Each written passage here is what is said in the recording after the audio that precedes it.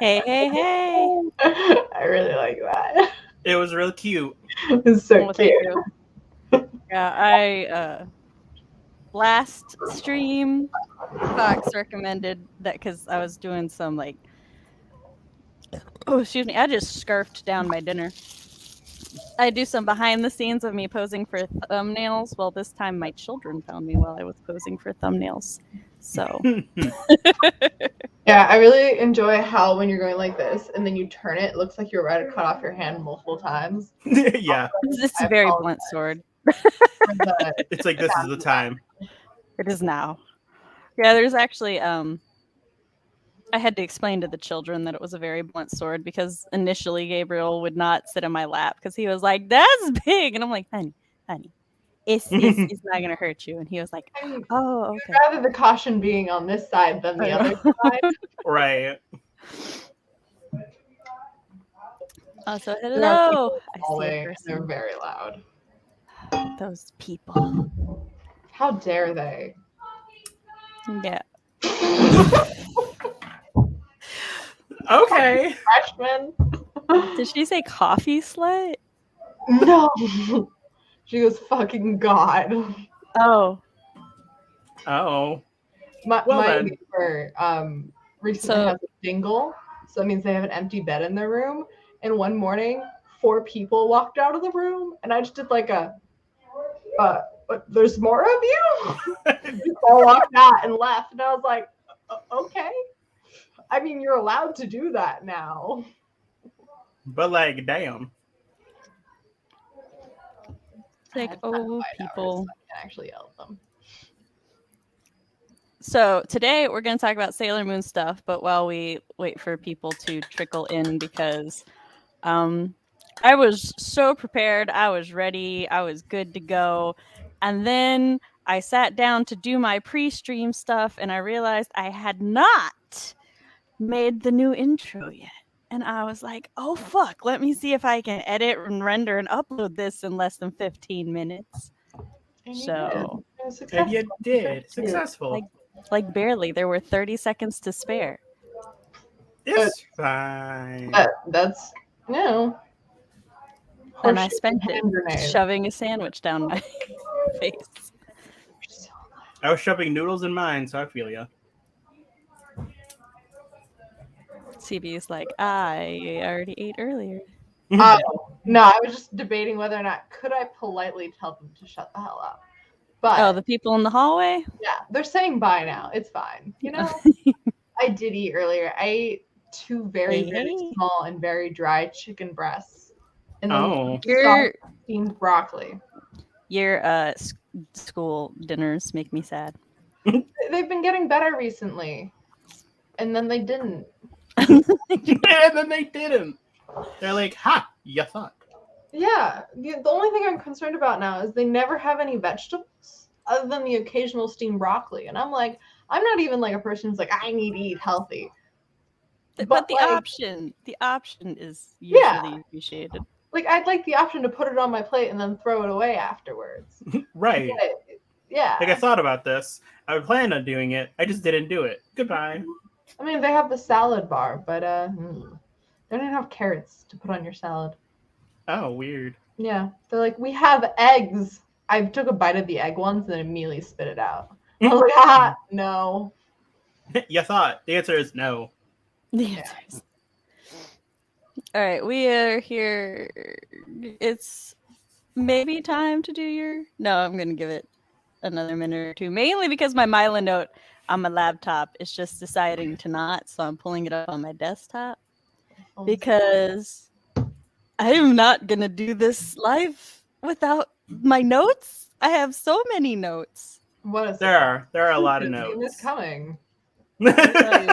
Notes? What?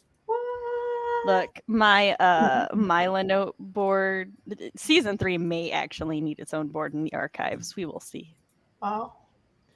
It is a delight. There's so many things. I'm excited for the... You should be. There's also a lot of visuals this time. Oh. Did you understand that? That going like this? Hmm? Do you understand that, Cody? Yeah. As Cody and I are like, is there a deeper meaning than the one we know? I think so. I don't think there's a deeper meaning. It's just like... I just think it's just like it used to be a universal like soft signal for I'm gay, are you gay? Like when you're in public. Okay. Yeah. Look, sometimes like, it's not like a thing, it's just a and then take it away. Like, hey, are you just like someone will be telling a story and like blah blah blah. I was walking to and then there's like this really pretty girl and so I had to go up and talk to her. Yes. Okay. Yeah. All right. Okay, so it's the same thing, just really quick. They've colloquialed it and they made it shorter. Both me and Sam were like, what is this witchcraft and wizardry? I was with my parents and I was like talking. I went like this and they're like, wait, what? And I was like, oh, okay, this. And my dad's like, I like that. Look, I had a moment where I was like, gay, right? Gay. That's what? Just like, I'm not missing something, am I? Yeah, so I was like, that's gay, right? It's just like a. See, she's just making me and Cody doubt our knowledge. I had just talked about being on TikTok, and it's like a bigger thing on TikTok. Yeah, because I was thinking of the sound where it has like the little ding, and then you just go. Yeah. Okay. Glad we're on the same page. Okay, you two can go ahead and introduce yourselves now that I have loaded my Mila note.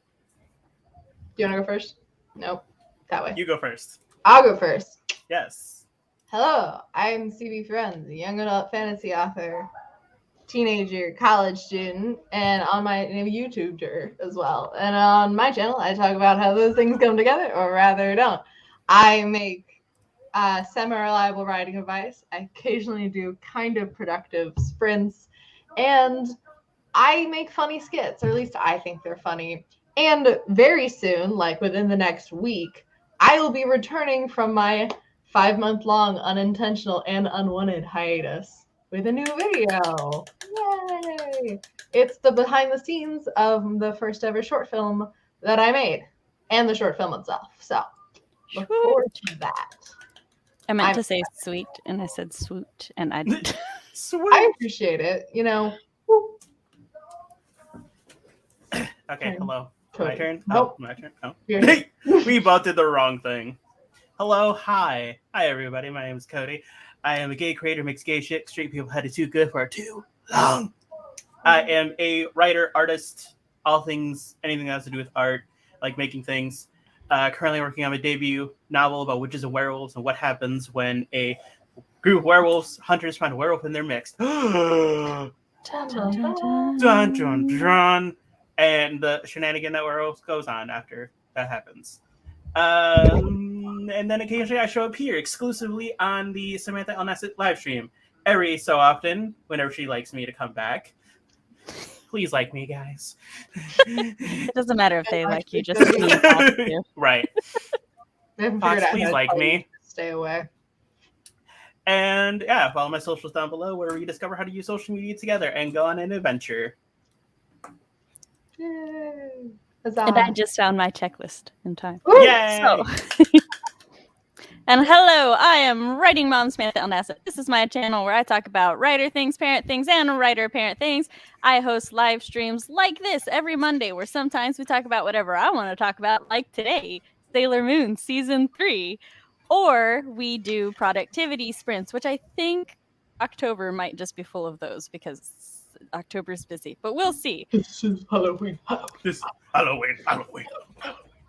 Whenever I post videos, I post them on Thursdays, although right now it's very inconsistent and I can't really promise when or if I can put out a video because chronic illness and brain fog and all that fun stuff.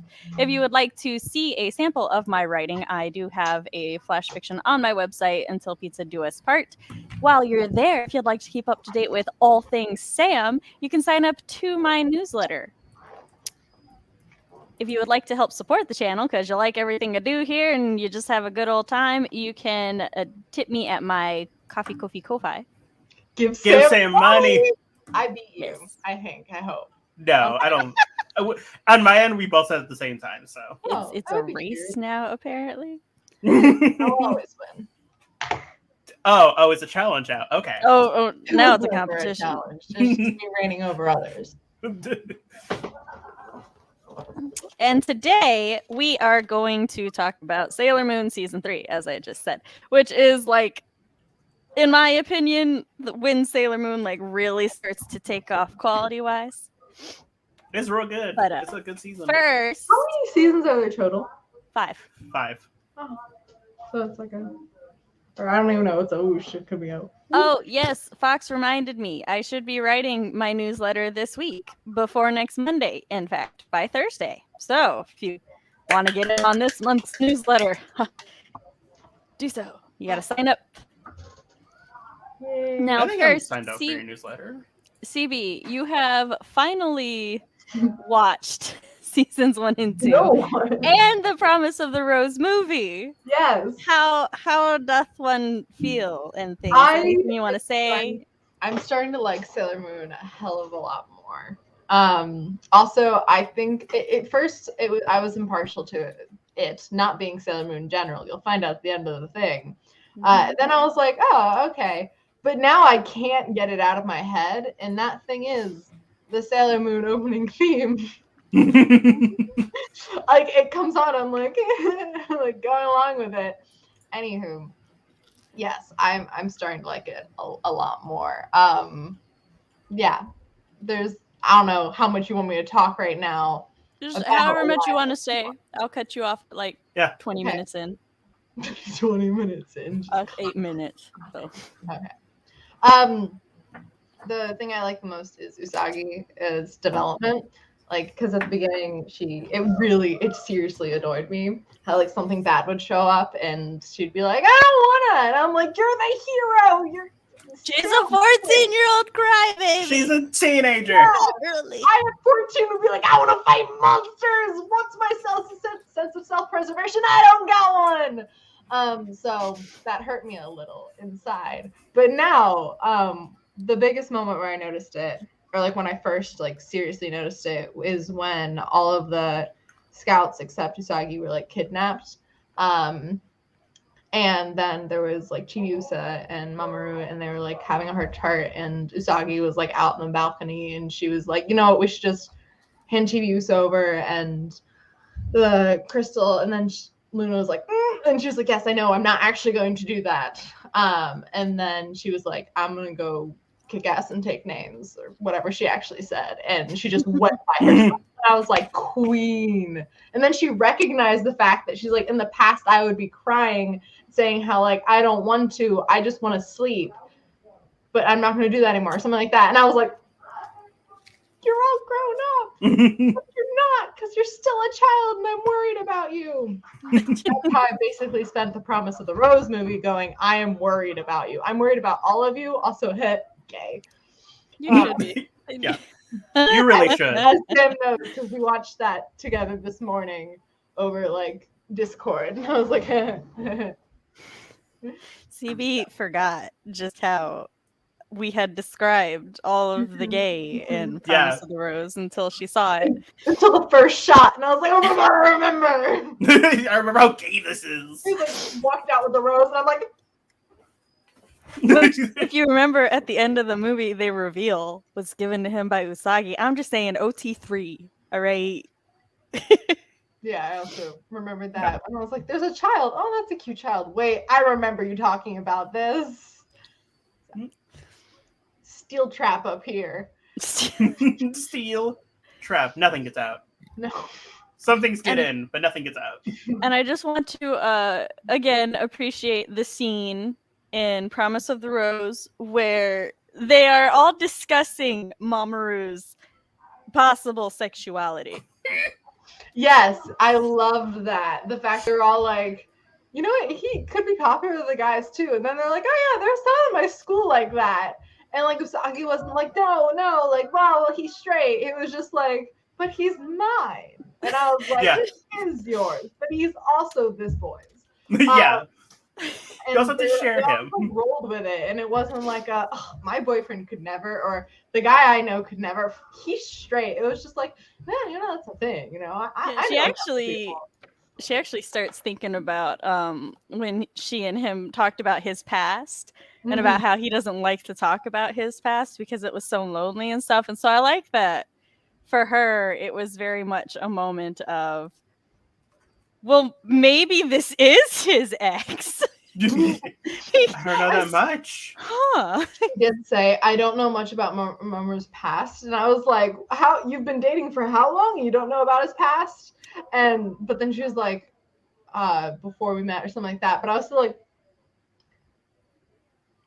child. To be fair, he has amnesia from before the car crash. And then how old was he just on the car crash? 8, 9? Yeah. He was like 8-ish, 9-ish. Yeah. I didn't catch that he had amnesia beforehand. Well, actually, we could figure it out for sure if we knew the age difference between Usagi and Shingo. Because Shingo was born the same time frame that Mamoru was in the hospital. Usagi, little Usagi looked like 3 years old, though. That's why I got really thrown off like by 3 or it. 4. Age in Sailor Moon is weird. It really is. So. Because like Chibius is 5, and the Chibius. Yeah, but he's that would track if she was 3 or 4, because he's 4 years older than her. So yeah, okay. 3 or 4 years. She's 14. He's 7. He's 3 years older. So yeah. Okay.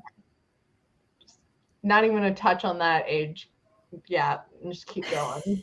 So I just ignore it. I ignore it so I can ship it. I ignore it. It's the 90s. There were worse age caps. When he turns 18 or whatever, it's gonna bother me more. I think he actually that'll be my age, and I'm like, I wouldn't date a fake 15-year-old because that's a child. I wouldn't even. I think there's in the 90s one. There is a point when he just stops being physical, or like he's just clearly not comfortable being physical with her at all, so he just doesn't. Yeah. But she is so horny, and it's hilarious. I appreciate that. Like in season 3, there's straight up a scene where she's on the balcony and she's like, "It's cold out, Mamoru," and he's like, "Uh-huh, it is." And she's like, "You know, you can warm me up." And then she turns and he's walking away, and she's like, "What are you doing?" And he's like, "I'm gonna make you cocoa." I'm gonna make her hot chocolate. He's like, I'm gonna make you hot chocolate. chocolate. Make you cocoa. He said you were cold, and she's just so upset by this. Like that's not what I meant. You were. There's also several characters who, on purpose and accidentally, shade their age difference within Sailor Moon. Like there's an episode where they're talking to Matoki's little sister, and she's like, so they want to talk about first kisses, and she's like, well, when have you had a first kiss? What's your first kiss like? And like Usagi's really shy and flustered by this because, you know, she barely knows this girl and it's not what she expected to come up. And she's like, oh yeah, you guys probably haven't kissed yet because it would be weird for a college guy to kiss a middle schooler. Yeah, it would be. I remember that. But also, Tabby and I, through season 3, we were reminded that the Japanese school system doesn't work the same way as here. Like they're a junior and a freshman, but like she's like in 9th freshman. If she's in junior and a freshman. Yeah, she is 9th. She's in 9th grade, and they're studying for their high school entrance exams. And he's in college, but he's like 18. So. I just try not to think about it. Don't think about it. That would require a lot of research for something I don't think about it. The addition of their time, you know, for in the past on the moon and stuff. And I'm like, because let me tell you, in the past, she was the cougar. She was several centuries old, and he was 18. So it's like they're just magic. We just can't. Do they have all their memories from then, or they're like, oh, I know that this like thing? Yeah, no, they do. They're supposed to have all their memories from the past. She has hundreds of years worth of memories, or however. Yes. Which is why she acts a little different after she gets her memories back. Yeah.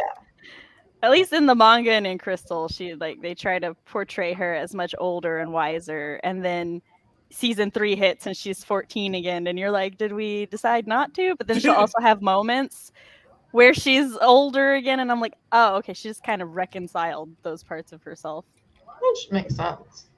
Yeah. Whereas like in season 3, which this is going to transition us into our season 3 discussion, she just sort of like continues to mature, but she does mature kind of fast for a teenager because she's battle hardened, essentially. She is like by the end of season 3, she doesn't cry going into battle anymore, but there is this one scene we will talk about when like she couldn't save someone and she just loses it. It's just the desperation, the upset. School ID. Fine. Well, my camera's not that good of quality. So, talking about season 3, the first thing we have to, bring up is season 3 is the season of queer awakening on Sailor Moon. They like test the waters with, Promise of the Rose, and we had we had Zoisite and Kunzite, but they were like, half the time you're not even sure if Kunzite's into Zoisite until Zoisite's dead.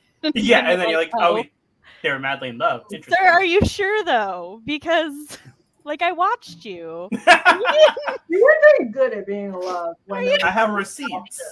I have receipts here, sir. You didn't seem to care, but yeah, in full on, in both versions, Haruka and Michiru are introduced, and Haruka's wearing a male school uniform, and Michiru's in a female school uniform. Well, when they first see Haruka, it's in an arcade. There's a racing game involved in both versions, and in both versions, they mistake Haruka for a boy. And they refer to Haruka as he, and it just keeps going.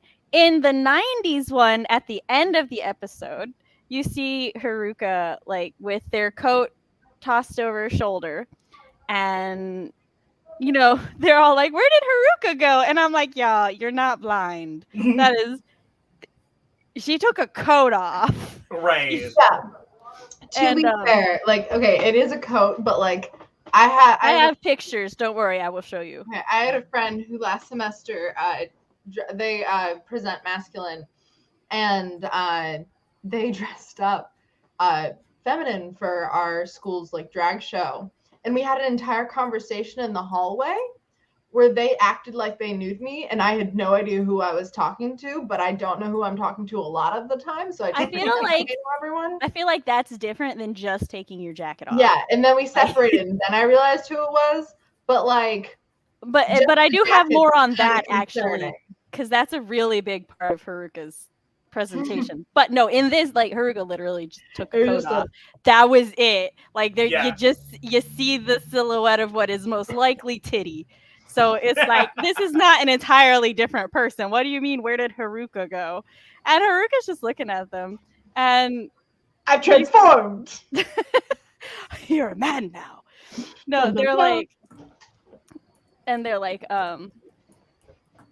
you're a girl? And Haruka's like, I don't remember saying I was a boy. But also, they had asked Michiru, is Haruka your boyfriend? And Michiru was like, no.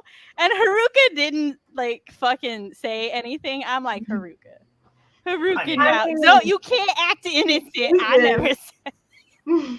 Haruka, you knew they thought you were a boy. But, so one of the big points that I wanted to talk to, and I guess it'll be the first one that we talk about, is Haruka's gender presentation.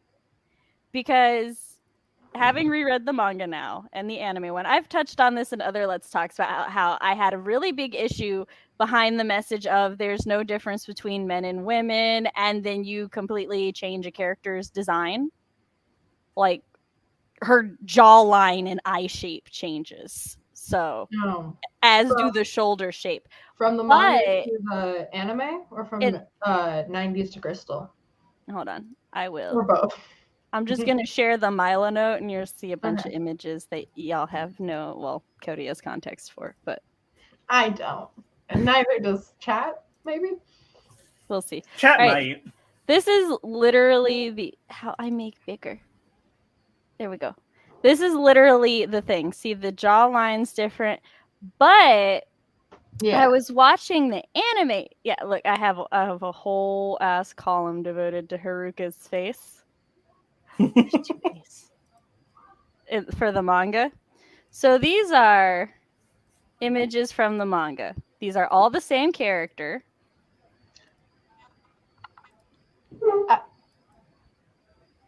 Except that one. Those are different. Hold on. It didn't take me where I wanted. And then here's Haruka's face from the anime. I mean, like, that 100% could be a dude. This is the end of that episode. Haruka took off the coat. So I mean, she's hot. That's Crystal. So the thing is that, like, in the 90s anime, there are times when Haruka has a very square jaw and smaller eyes, which is more masculine in that style. The style, those things were to signal more masculine. Like here, Haruka has smaller eyes. It's not just shutting the eyes, they're smaller. But, like, in the 90s anime, it's not limited to, like, Scout versus regular Haruka, right? And in the manga and in Crystal, there's actually a part where Sailor Neptune is like, Uranus is both male and female. Uranus has the strengths of both personalities. So for me, I would take that. I now interpret that to be that Uranus is like non-binary. Non-binary or gender fluid. And so this is actually just the way that, like, with contour and makeup, you could slightly alter your facial features to be more male or female presenting. And so that's how I kind of take it there. The manga does, like, confuse me a bit or just straight up annoy me a little, and I will show you why as soon as I find it. Oh, it's not there. I'm sorry. I don't. Don't worry about things that I haven't explained yet. It's fine. Okay, it's because I have to zoom out to find what I'm looking for. Oh, did I not send it to myself? I may not have sent it to myself yet. But there's a scene where Uranus and Neptune are jumping away. And the silhouette of Uranus's pants is like tuxedo. And they even call Uranus. They're like, is that a Sailor Scout in a tuxedo mask? Which, according to the canon of Sailor Moon, if you're male, you're a tuxedo, you're a knight. And if you're female, you're a scout. And so I wouldn't have... Are knight and tuxedo, like, very close or, like, cinnamon? Yeah, that's the same. Yeah. Tuxedo mask is a knight. That is his designation. But I found it. Basically, magical boys are knights. Yeah. I appreciate that. I just want to know where the word tuxedo comes from, other than the fact they're wearing a tux. Oh, he's tuxedo common. He's reference to Kamen Rider, which is a thing older than Sailor Moon. Mm-hmm. Okay. Basically, think of Power Rangers, but more Japanese. Okay. I was Power Rangers as a kid. Power Rangers is Japanese. I mean, but Kamen Rider is like extreme. Okay. All right. So right here, So my issue with this, and I mean, it's my issue is they're sitting there and they're like showing you, oh well, it's a night, so we have another boy and everything, and I'm like, it would kind of have been cool if Uranus sometimes was Sailor Uranus and other times was Tuxedo Uranus. I don't know. We'd have to workshop that, but no, Night it's literally after that panel. Sir Uranus. Never seen again. It's just always Sailor Uranus, and like. So, does the Sailor Uranus costume have a cape? Temporarily for like one scene. there's and then it goes away. Let me hold on. Tabby And made no, a GIF. No capes. Tabby made a GIF so we could show you exactly how long Sailor Uranus keeps the mask and cape. Okay. Are we ready? With the rest of the okay, I'll see. Yeah. No, just because in Crystal it's just a mask and cape. Here it is, and never seen and again. It's gone. Yep. Is it? Never seen again. And I'm like, I mean, didn't Sailor Venus, when she was, Sailor V, wear a mask? But Sailor V wore a mask and did not wear a cape, nor did they try to elude or make you think it was a knight. Yeah. So it's like, so in the content, they're like, oh, it's a knight, like all the girls think it's a knight, or they like imply it's a knight, and they're like, haha. They literally say, is that a Sailor Scout in a tuxedo mask? Okay. Like that's what it says in the manga. I have the panel. It still bothers me that there's tuxedo mask, but then there's tuxedo masks. To be fair, the manga. To be fair, the manga I was reading was the 90s translated one, so they probably just didn't know the phrase for the knight. But yeah, see, like right here, a Sailor Scout in a tuxedo mask. Oh yeah, that definitely looks like it's a guy and a girl. Which, like I said, I don't have anything wrong. I don't mind her being gender fluid or non-binary. I actually think that that's really interesting, and the fact that they had a character like that, like, is one of the main characters in the 90s, I really love. It's just the way that it was introduced to me. I'm like, we have some issues here, but you tried. All right, so. And never mind. Yes. No, go ahead. What were you going to say? That kind of queer baiting wasn't a thing back then in Japan. Oh. Queer baiting was definitely a thing back then. Yeah, I know. That's why I didn't say it. But I don't feel like it was queer baiting. I just feel like Naoko was trying, with a lot of her concepts, she had an idea for something that she really wanted to do and was really important, and honestly was pushing the boundaries of a lot of media back then. She just didn't know how to do it. Like, I don't really think many people in media or creation at that time would have known how to have those conversations or how to present it. And like I said, nowadays people don't really know how to either. Exactly. But the fact that it's pretty normal for. Hold on, we're going back to the Milo note. Into the thick of it. But the fact that this character was accepted as the same as this character, who, by the way, that's open cleavage right there. I mean, can you go back over?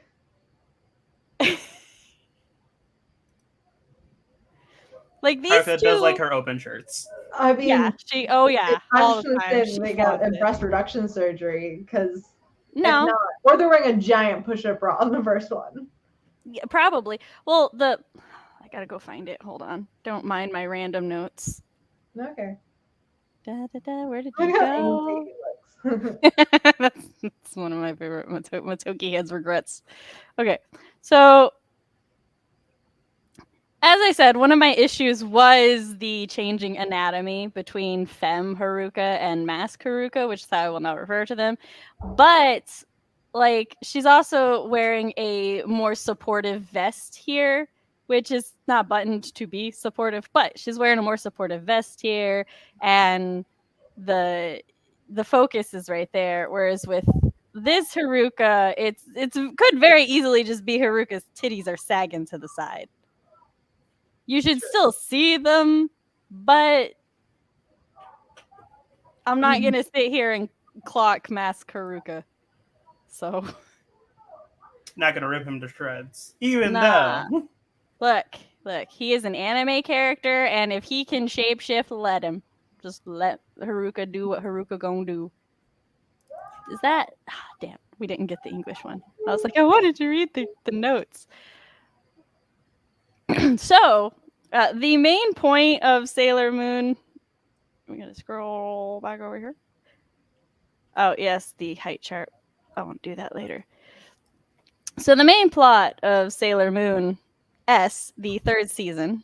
Also, hello, chat. I know there's 4 of you. One of you is a permanent lurker. But if anybody wants to, if you have comments, questions, opinions, we welcome them all. Concerns, anything. Concerns. So for season 3, what we got is Ray/Mars is getting visions of an apocalyptic future that's about to go called the Silence, where everyone just turns red and disintegrates, basically. And then for who? See, that's what nobody knows. And we also have 2 more Sailor Scouts who come in, right? And the Sailor Scouts are not necessarily allies. They work pretty hard to make the other scouts think that they're enemies. Which in the 90s, there's a point where everybody's like, "Are you really gonna fight us?" And blah blah. And I'm like, they never said they were your friends. But then in Manga and Crystal, they're like, "Well, they said they were our enemies, so fuck them." And I'm like, this attitude change. But yeah, the 2 versions of the plot they follow the same bare bones but are presented drastically differently. Mm-hmm. So we've got daemons now who are trying to steal Pure Hearts in the 90s one, right? Because they're looking for the talismans in Pure Heart crystals. And presumably the people who have the talismans are going to die, which is why Uranus and Neptune are like, we can't work with you because we have to kill 2 people, or we have to kill 3 people. And, and Moon's like, no. I'm sorry, what? We will kill no people. And Uranus is like, see, this is why we didn't tell you anything. We knew. And Moon's like, I can save the whole damn world without sacrificing a single person. Other than myself. Other than myself, yes. Other than myself. I haven't died yet, except once. But that was in a movie. That one time, but... that was in a movie. It's technically outside canon. We're good. But there was another time where I almost died. Yeah, the almost. The other time, and then the time before that. And then there was these other times. But, well, through them looking for the talismans, each of the scouts is at some point targeted because each of the scouts says something about them that makes them what the enemy considers pure-hearted. Let's see. Who's first? Ray's actually first. She's episode 1. Because she's worrying about the future of the Earth because she's getting apocalyptic visions, and she puts a little wish on a tree that then turns into a daemon and attacks her. Oh. And yes. That's not what she wished for, I'm guessing. I would hope not. Just puts a wish on a tree. Yes, I would like. She's like, I don't want to deal about thinking about the future. I need to summon a daemon so I can fight it. I need to punch something. And then get attacked. That's and get unconscious. And then who's next? Was it Amy or Jupiter next? I think it was Mercury. Yeah, because Amy's having a teenage life identity crisis where she's trying to figure out if there's more to her than just studying. Mm-hmm. And imagine having one of those. Yeah. And then she the principal really gets onto her for daring to help students who need help studying because she should just focus on herself, and she basically tells him to fuck off a cliff. And I'm like, go Amy. But then afterwards she's like, there's more to me, right? My friends like me for more than just studying. Unfortunately, Moon overheard this conversation and feels hella guilty for taking up all of Amy's time and resources. And so she tells everybody that they need to leave Amy alone and study on their own so that she can study. And then Amy is all like, oh, yeah, I forgot my book. And she like turns away, tears in her eyes. But thankfully, all of Usagi's intelligence is into friends. Yeah. And she's like, chases after her. And she's thinking, how did I fuck up? What did I do? I need to fix it. Fucked up. I just need to find out where. Wasn't Amy also planning to move to like another country? No, that was last season. Yeah. That's I was like. No, last season it was about picking her passion or figuring out if she should pursue her passion or continue to be a scout. And then because she's only 14, she's like, I can become a doctor later. I need to fight evil now. Right. Okay. But no, this time it's an identity crisis, which also she had like after the principal taken a swim to like cool her mind, saw Neptune / Michiru there. These are the two water girls, and they like had a swimming competition. Splash. But Michiru got a little bitchy because she was like, why'd you slow down? And Amy's like, oh, I'm so sorry, because she didn't mean to. She's just so used to pulling herself back so that she, other people can keep pace with her, because she's afraid that if she like, what's the word? She's afraid that if she excels, people will reject her, because like her past confirms it kind of shows that they do. Yeah but and Neptune feels bad because she's like, I just wanted a fair race. She's like, but sorry, then unearth your trauma. But then she and Mercury like they race again and they give it their all, and it's like very therapeutic for Amy. But yeah, so that's her Pure Heart episode. And then Mako's Pure Heart episode is one of the cutest and one of my favorite episodes ever, because I really do like this episode. Yeah, because Mako throughout the series has a thing with trying to accept being masculine. Shut up, Fox. Sorry. Mako has this, her masculinity and her femininity, being a masculine girl, or she's not even like super traditionally masculine. She's just big and like strong. Yeah. But either way, she tries to accept that, and it doesn't help that she's like tall for a girl.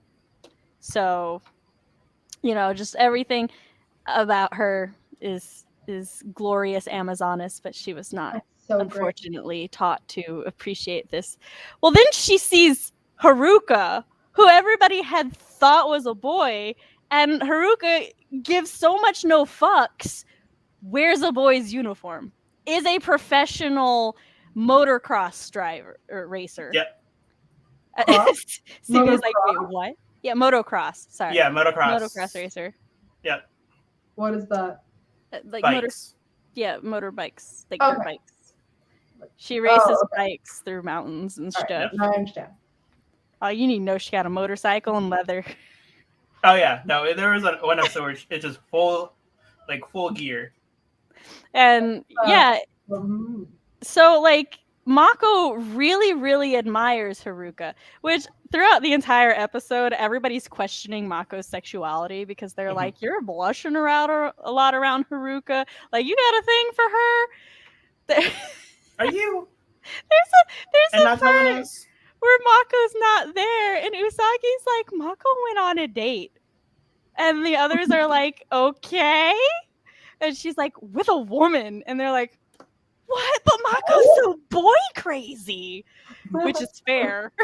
But it is. But then Usagi's like, it's with Haruka. And Minako deadass goes, oh, I understand then.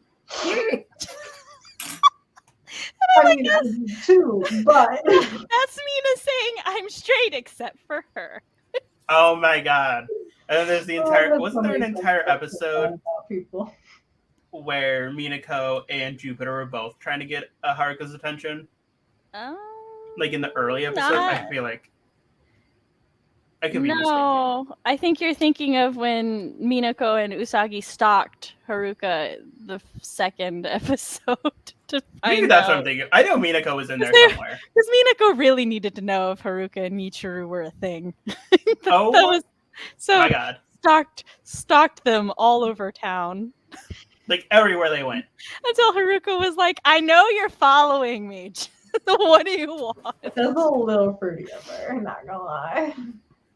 Minako is very okay to be gay for Haruka. Like she is the guardian of love after all. All through that conversation though, Amy's all like, none of this matters. She's like, no, their sexualities don't matter. What matters is that Mako went in a car with a complete stranger and we should go find her. And I'm like, thank you, Amy. One of you has the right sense. Focusing on the important part here. But like, that episode starts out with like Mako and Usagi are walking across a crosswalk, and Haruka's sitting there thinking about how she's got to kill people to save the world, and this is very stressful. And just casually almost runs them over with her bike, and Mako pushes Usagi out the way and is about ready to fight. She's like, watch where you're going. And Haruka takes the helmet off and is all like, I am so sorry. Like, so freaked out and apologetic. And Mako's just like, oh, this charming angel baby could run me over 8,000 times. Good. And like, Sailor Scouts know that Usagi is, the princess? Yeah, they're extra protective of her for multiple reasons. So... yeah, there are everybody body blocks for her. Like, it doesn't matter. They're like, no harm will touch the princess. But, yeah, so Haruka uses her very lovely, like, pastel pink handkerchief to tie up, to bandage Mako, basically. And then Mako wants to return it. It becomes a daemon. But like at the end of that episode, so up until this point, Mako Jupiter has been kind of neutral toward Uranus and Neptune. But Uranus and Neptune essentially lured her to danger so that the enemies could attack her. And like they pretend to get injured into the bushes by the daemon. And then they come out as Sailor Uranus and Neptune. And Mako, with her pure heart taken out, basically dying, is sitting there going, they were standing there. They were there the whole time. They watched Michiru and Haruka get hurt. And from that point on, she didn't give a fuck about Uranus and Neptune. Nope. She's ready to go. Every time she sees them, she's like, what the fuck you doing here? Yeah, the fuck. You think when they do, what are the two new ones' names? Uranus and Neptune, Haruka, Michiru. Okay. Do like the four, like, Usagi. Nobody, they do not know each other's identities. They don't know. There are four people, like four groups. There's two groups. I'm this terribly. Two groups, but they're like, yes. We've met two sets of new people. Yeah. Yes, basically. Yes. But they don't put two and two together. Cool. They do eventually, just not at the beginning. Yeah. Okay. Moon actually figures it out first. Oh yeah. But yeah, look, Tabby and I are just sitting here going, she hates you two for not protecting yourselves. Yeah. Do you understand what you have done to her? But is it Jupiter that hates, or is it? Yes. Okay. Jupiter / Mako hates Uranus and Neptune. And then, like, after they kill the monster, she goes to the bushes, and Haruka and Michiru are pretending that they were knocked out there the whole time. And Mako throws herself in Haruka's arms because she's like, I'm so glad you're okay. And I'm like, it's the only person big enough to properly cuddle Mako. So and Haruka's just like, it's okay. And I'm like, you motherfucker, it's your fault she's upset. Is it Mako? The heart that's being stolen, not Jupiter. It was that episode of Mako. Yeah. Okay. And then the next one is Mina, which I'm gonna bitch about this one a little bit. Well, Mina's pure heart episode, right? Oh wait, no, the next one's Usagi. We'll come back to Mina. All right. So Usagi's Mina's is so good. Usagi's pure heart episode is actually a 2-parter, and it's so fucking good. Did my mouse just die? It's so good it killed my mouse. Wow. So I may have to get a new battery. Mouse, come back to life. I need you. I can't work Milo Note without a mouse. You can try. It'll be really hard. Hold on. I'm going to steal the desktop mouse. But while I'm doing that, so Usagi has a birthday. Her birthday is June. She turns 15 in season 3. And she gets upset because Darien forgets her birthday. And her friends were all like, yeah, we know it's your birthday, but study group, see you later. Who's Darien? Oh, Mamoru. I am so Mamo. sorry. I used his 90s name. Okay. I got so used to it at this point. I'm just like, I was yep. like, who the fuck is that? CB's like too many new people. Yeah, so he was like, how many new people are in this season? How many more people do I have to keep track of? I mean, I probably can right now, but at the beginning of the stream, if you asked me to name all of the, like, our 5, Sailor Guardians, Sailor Scouts, whatever, and then their real names, probably couldn't have done it. I could name all of them, just yeah, it's fine. But it doesn't help that half the time they're like Minako and then it's Mina or Makoto or Mako. So they use nicknames. Weirdos. Who would do that? Who would use a nickname? But so Sailor Moon's pure heart. Now, up to this point, you're gonna need a little context for this episode. Okay. Up to this point, Haruka and Usagi have been becoming close friends in the 90s one. Mhm. They're actually like Haruka genuinely likes Usagi. May even have a little crush on her. Her and Neptune are poly-ish. So Okay. Are they canonly together? Uranus and Neptune, yes, they are Yes. lesbian lovers. They cuddle, they hold hands. Also There's a Neptune. Bro, kid. people would be like, they're just friends. They make sex jokes in season 5. Okay, cool. So they're actually together. Yeah, So they're like, actually this together. is my girlfriend. I'm saying they're poly-ish because it's never like confirmed they're poly, but they definitely adopt a child with Pluto. I was gonna say they live together. Pluto is like a weird. Stops being alone forever. Yeah, they be alone together. Like. yeah, they do. I would say they're probably very close to poly. At least like Either more way, open. Either way, Haruka definitely crushing on Usagi at some point. Mhm. But Usagi doesn't really see Haruka as much more than like an older brother, sister-ish person. How old? But during talk about this. 16. So at this point, they're only a year older because she just turned 15. Well, like she's sitting there, she's crying at a park bench because she thinks Momoru forgot her birthday and was a dick about it. And is he doing the thing that they did to their daughter? No, he never knew her birthday to forget it. She never told him. But she full on slapped that boy across the face. She was so pissed.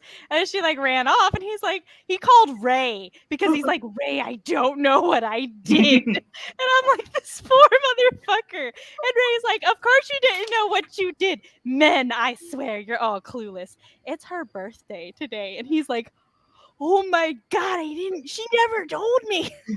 I am so shitty. And I'm like, sir, you're not shitty. You're not. And then Ray, you don't have Snapchat that puts the little birthday cake next to people's names. I wouldn't know anyone's birthday if not for that. But yeah, like one of my favorite Momoru and Ray parts, especially since in the 90s when they're technically exes.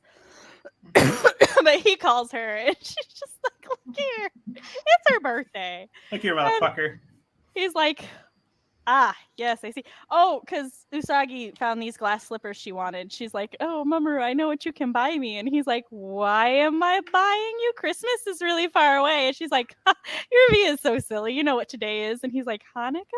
And I'm like, sir, Christmas is far away. Hanukkah is also... And he's like, oh, I'm so sorry. You know, I would never forget. And she's like, oh, you had me worried. And he's like, I could never forget the day we first met. He's having the Christmas and Hanukkah thing is a himbo moment. The day we first met is just sad. I know. And then she smacks him across the face and runs off. Well, while she's crying in the park, Haruka and Michiru are like, oh, what's wrong? And she tells them what happens, and basically they're like, ah, yes, sounds like a trash man to me.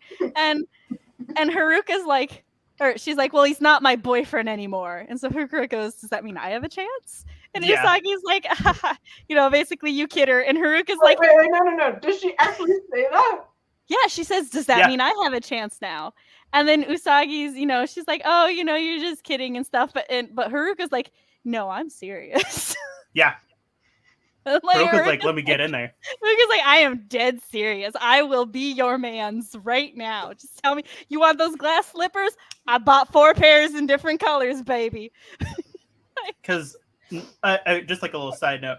So, Haruka's a famous motocross track star, while Michiru's a famous violin player. They have patrons and sponsors. They're fucking rich. They're both famous rich people. Can they be my sugar mommies? I'd be like, you know what, Mamoru? You need to decide me. Yeah. I need to decide Haruka treats me better. She buys me stuff.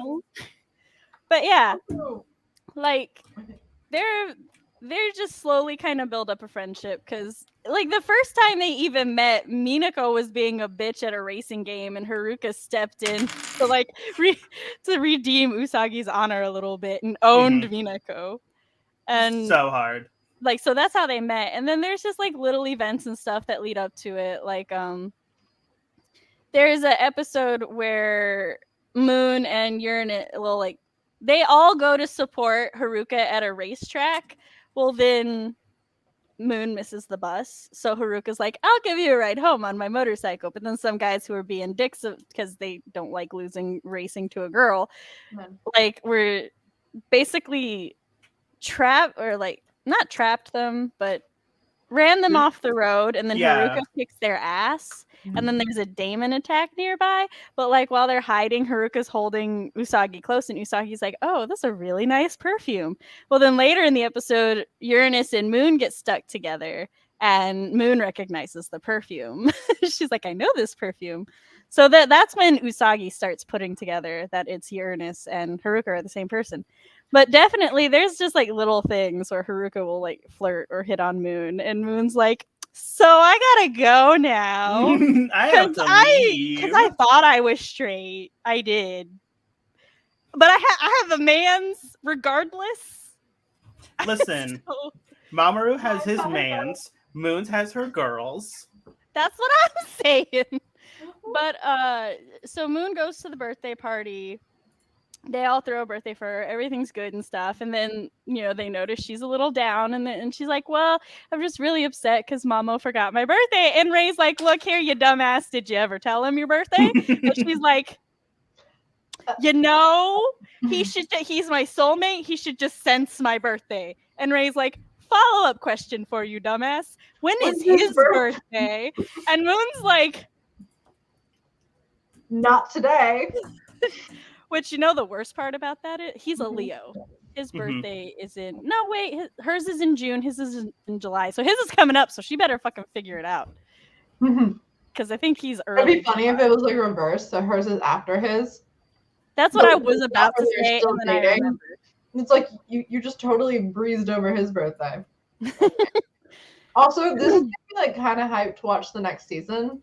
Oh, girl, I cannot wait for you to watch the next season. Anyway. So I might do it before, like the 2 days before that stream. You might actually watch it sooner than 2 months from now.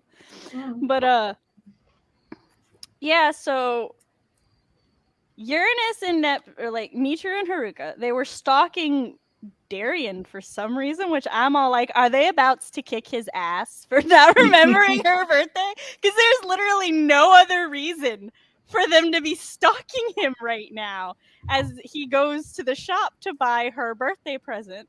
Does Mamoru get a Pure Heart episode or whatever? He does not. No. That's not man's heart. Like, he doesn't get his own episode. Also, the way that the daemons work is a little daemon egg is implanted into an object, and then the person with the pure heart touches the object and it transforms into a daemon. He handles her shoes, which have a daemon in them, and they never transform. And Tabby and I are like, that's just code. He is an 18-year-old No. boy who is probably a little up because his boyfriend or girlfriend is 15. So I mean, like, he's probably questioning so much. His ex is floating somewhere in space, sacrificed his life for his as a small child. He's got some things to work through, but it's like really cute how he gives her the shoe and everything, and then the monster transforms, but like she drops her locket, I believe. Oh no, she goes to transform and the monster smacks the locket out of her hand, so she can't turn into Sailor Moon. Yeah, the brooch. Sorry, in the 90s they called it a locket. It is in fact a brooch, not a locket. And then there's battle and fights, and Uranus and Neptune show up, and Tuxedo's like, "Fuck you two, no." But nothing at you. I'm being the hero right now. Usagi gets away. Basically the glass gladiator woman who Tabby is massively in love with because she is a Roman gladiator with like very thick biceps and thighs and muscles, and that's Tabby right there. She's like, "Could you crush me? Please, ma'am, madam." Also, a lot of the monsters have their like the way they take the pure hearts out is a black pentas, like a black star appears and it sucks the thing out. A lot of them are on questionable spots, as you saw me flip through some pictures I will show later. The gladiators is on her bicep, so she flexes, and that's how she activates it. And their heart just flies out of their chest. But yeah, Tuxedo Mask, as his greatest weakness is flying shards of things, gets hit and turned into a giant pile of glass. And then Kaori Knight's like, "Well, I am not fighting the 6 Sailor Guardians who just showed up. So I'm going to take your mans, hold him ransom, and, if you want him back, give me your heart." And just leaves. There should be a counter how many times does Mamoru get kidnapped after being wounded. At least once a season. At least. He doesn't get brainwashed this season, though. Yeah, no brainwashing this time. It's an improvement. Well, technically, he doesn't get kidnapped in season 5, just dies. But that's a whole other thing. He dies for a whole ass season. Wait, what? We'll get there later. So right now we're in season 3. He just got kidnapped.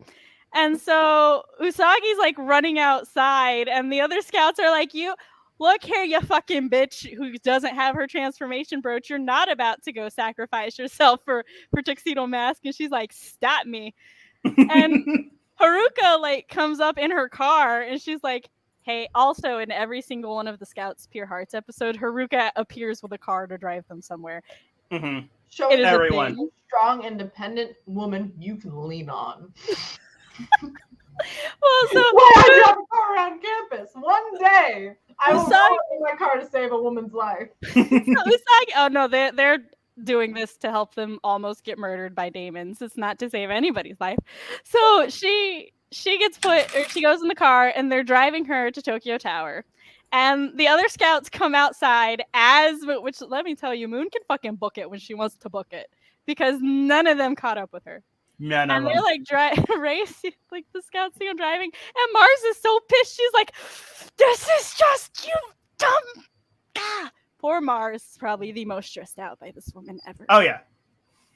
You Mars cannot tell me otherwise. That is my ride or die sister soul bitch, but man, I want to kill her 90% of the time. So then, on the drive there, Michiru and Haruka are like, "So, random philosophical question here. What do you think about, if someone has to be sacrificed to save the world? Just hypothetical. Just spitballing. Like, and Usagi's like, I mean, no."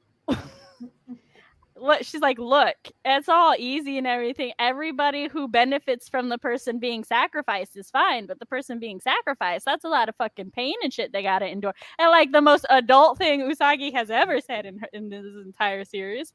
And the others are like, "Well, that's kind of a naive, optimistic way of looking at shit." And Usagi's like, "So what?" But what up, bitches? Only the 2 new girls, not the old ones, right? Yeah. The old ones also call her naive, and I'm like, women. No, the old one. No, at this point, the old ones are ride or die. They're like, Moon can do it. We do what Moon says. Like, if Moon says that no one's going to die, then no one's going to die, and we're going to kill her if she dies. Okay. Again. Side note, funny story, totally off topic, but I just got this text from my dad on our family group chat going, tomorrow's superhero day at school. He's a teacher. I have no superhero t-shirts anymore. Someone on this list is very guilty. And I'm like, I currently have 3 of his superhero two t-shirts and 1 sweatshirt. Well, you only have 3, so... To be fair, 2 out of those 3 he gave me after I borrowed a couple times because they didn't fit him anymore. I'm just saying, it sounds like he needs to buy some more. Yeah, and buy me more. And send me more. But on the way to the they get to the birthday thing, and like this entire episode, Michiru has been like, can you sacrifice her? And Haruka's like, we have to. And Michiru's like, but can you? And Haruka's like, we have to. And Michiru's like, but can you? That's not my question, bitch. My question, Haruka, is that I am aware you are like practically in love with this girl. I need to know if you can let her die, because I don't want to let her die, and I only kind of like her. So they're like very attached to her at this point. Everyone else, they're like, okay, whatever. Usagi, they're like, exactly. They're like, man, they're like, Mako's a sweet girl. Too bad if she gotta die. Usagi, they're like, oh, do I really want to save the world? Should we? Now, but like, what's the pros and cons of this? like what's the cons here? Okay, so up until this point, this is how pure heart crystals look, right? That's very pretty. Yeah, we get to Usagi's, and I don't know how well you can see it, but as you can tell, hers is actually different. It's got more spikes, it's bigger, the glow is brighter, it actually has a rainbow tint to it. So when they see her crystal come out of her chest, they're like, it better not fucking have a talisman. That is the prettiest fucking heart we have ever seen. They're like hella stressed. And then, don't mind Saturn. Don't mind her. You'll see her later. Important right now. Yeah. But when they finally go and examine the heart, the relief that oozes out of them, they're like, it's not a talisman. And then they put it back. And then Kaori Knight's all like, well, I'm still going to kill you because you're Sailor Moon. Because, like, Kaori Knight found her brooch, so she knows she's Sailor Moon. And Uranus is like, I'm sorry, you're who? Yeah, who now? What? I'm sorry, wait, what? You are not that naive twit that keeps getting in my way. and then, like, Venus used the Luna pen to disguise herself as Sailor Moon. And wait, Luna disguised as Sailor Moon? No. Venus uses the Luna pen to disguise herself as Sailor Moon, which should not rightfully fool anybody. And let me tell you, the look on Kaori Knight's face. Wait, yes, child. Yes, as long as you watch it quietly. But the look on Kaori Knight's face, when I found it, I have the look of her face. She's like, wait, what? So she sees Sailor Venus as Sailor Moon, but Venus still like looks like Venus. But she looks like Venus with pigtails. And so Kaori Knight's like, something is off. This is not. Hold on now. One of these things is not like the other. And then she's like, fuck it, I'm just gonna kill all of you. It doesn't matter. Yep. So I need problem-solving skills. And that is the first assistant to our main bad guy. Well, yes and no. Is our main bad guy of this season a man again? Yes and no. Hold on. Okay, so first of all, here is many of our bad guys for this season. So these are the witches. Woman with the dark hair. Hold on. These are the witches 5, right? They are our generals. that, lead up to the thing. This is Venus's, that's Mars's, that's Mercury's, that's Jupiter's. These two are thought to be Moon and Mini Moon. Oh, yes, because Mini Moon has come back from the future to do scout training, so she fights and things. Chibiusa, okay. I was really confused for a second. I was like, who the fuck is Mini Moon? Yeah, Chibiusa becomes Sailor Mini Moon. Or Sailor TV Moon. What? Yeah, I mean, she got to train to be a Sailor Guardian like her mama. Yeah. Who better to train her than younger mama? But also, there's more Still to 5, that. Still 5. 5-year-old. Yeah. No. Yes, but that's not actually why she was sent back in the past. That's just what she was told. So we'll get into that later. So this is Kaori Knight, also known as the greatest villain since Jedi. She is so fucking capable, so amazing. She figured out who Sailor Moon was. She almost killed everybody. Like when her gladiator dies, she actually kept the other shoe and made a little vial so she could make a sword to fight for herself. Mm-hmm. She's super strong too. Like almost kills Uranus.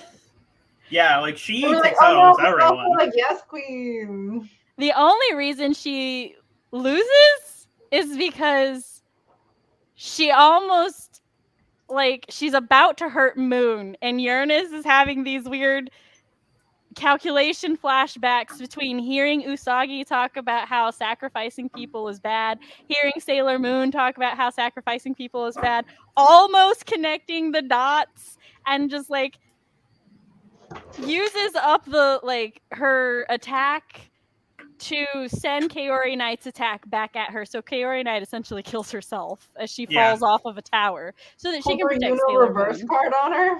Yeah, she pulled a reverse card. But yeah, so basically if she hadn't fucked with Uranus's boo, it would have been fine. Which after that, Neptune's like, so you decided to help them? And Uranus goes, I had a moment of weakness. She reminded me of Bunhead. Which is the other thing. Haruka calls Usagi Bunhead, which only one other person does that, and it's Mamoru. Mm-hmm. And Usagi allows his pet name for her. Well, his pet name is now Usagi, yeah, but like. But the point remains. Yeah. Haruka's just like, I had a moment. She reminded me of Bunhead, so I couldn't just let her die. I thought at this point Usagi was as Usagi, not as Moon. No, like, so Uranus and Neptune had gone up the tower to fight Kaori Knight while the other scouts fought the gladiator. So Moon transformed and then went up, and they all fought Kaori Knight together. All right. So, and then this bitch is special. Oh, well, Kaori Knight works with, not for, Dr. Tomo. They are equals. Oh. Although after she dies, he resurrects her, and she becomes, I call her Kaori Nanny for Kataru, his daughter. Kaori Knight does have a one-sided affection for Tomo in both versions, I believe. But this right here is the villain of this. That's the main villain. Which is a star system. What? Yeah, we'll get to that. Yeah. So, oh my god, that's my favorite thing ever. So we've got the Witches 5, and then Udiel dies. So we have the Witches 4. And then the next one dies. And we have the Witches 3. That was my favorite joke ever. I love how they put progressively less effort. Oh, I just wanted to share this because this is pretty. Very pretty. Let's see, so we've got her birthday episode, and then comes Minako's birthday, or not birthday, Kaori Knight art. Mm-hmm. So with Minako's Pure Heart episode, she's really bummed out. She has noticed that she has not been targeted for a Pure Heart yet. And she's upset. she's very upset by this. So she's like researching how you prove you have a pure heart. She like actively wants to be targeted. And she starts like giving blood at a donation drive at like every day. She is greatly concerning Usagi because like Usagi's like, how do help? What do she's just like, I have vitamin drinks, drink your vitamins. Like the rest of them are just kind of watching and they're like, you know, she's got a pure heart, she's doing things. And Artemis, the real one, because Minako's like, why haven't I been targeted for having a pure heart? He's like, maybe you don't have a pure heart. Listen, I love him. And then they're all like, she's doing all this, she's got such a pure heart. And he's like, but isn't doing all of this to prove you have a pure heart then make your actions impure? And then Usagi runs up to Minako. She's like, you haven't been taking care of yourself. Like, here you go. Here's the vitamin things. And I'm like, that is a pure heart right there. She knows she can't stop her, so she's just trying to keep her from dying. I mean, yeah. But Minako got so just fucked over there because later she has an episode where she wants to pursue... Wait, did she end up having a pure heart or not? Well, I mean, they targeted her. So, oh my gosh. And when she gets hit, to me, it's the funniest thing ever. She turns into a little zombie. Yeah, because when everyone else had the pure heart crystal removed, everyone else kind of like, quote unquote, died. Minako is the exact opposite. She's harboring it. They weren't dead yet. That's right. They were dying. And Minako's the exact opposite. She's like, I finally have a pure heart. And she just books it with her pure heart outside of her chest. And Usagi's like, you put that back. And then the bad guy who is literally like, oh, fuck, she's running away. I gotta get her. And chases after her in a car. So each of the witches actually has a different method for gathering pure hearts. The daemons were with Udil. Or... Kaori Knight, and then Kaori Knight is the first one that dies. Mm-hmm. Sorry, she's the first and last one that dies. Because after Kaori Knight dies, then the witches. Sorry, I just watched Crystal, and in Crystal, Kaori Knight is the last. But yeah. So Kaori Knight had the daemons, and then Udil just has this bazooka that she just blasts this juice at people, and it shoots their hearts out of their chest. She also drives a van that comes out of every. Let me tell you the places her van comes out of. Because I took notes on that. I noticed it. I saw that and I was like, ha! Her van, in episode 103, it comes out the subway. At 104, it comes out of an airport runway. At 105, it comes out of a train or tram bridge. At 106, it comes out of the elephant barn in a zoo. We don't see where it comes. Magical? No, it's like these secret passages from the lab. At 107, it comes... We didn't get to see. 108, it comes out of like a lake. This like Batman-esque thing opens up in the lake, and then there's this poor couple who were sitting on a bench together who are so freaked out that a fan just came out of a lake. I mean, it's a valid thing to be concerned about. Yeah, I love Udil. I know. Honestly, Udil is my favorite. But later on, after Udil's dead, when we have Mehmet, who just carries a daemon around in a briefcase and then releases them like a secret agent. She and Minako actually meet because they both want to be actresses. Well, Minako just wants to meet this one actor so she can tell him like how much he means and how much he's inspired her and everything. But in order to meet him, she like has to go through a certain round of the auditions, and she does. And but she's so nice and sweet, and she bonds with Mehmet, and she's pursuing her dream. And I'm like, this is the episode where she should have been targeted for having a pure heart, not that other bullshit. And I got so mad. I'm like, they done her dirty.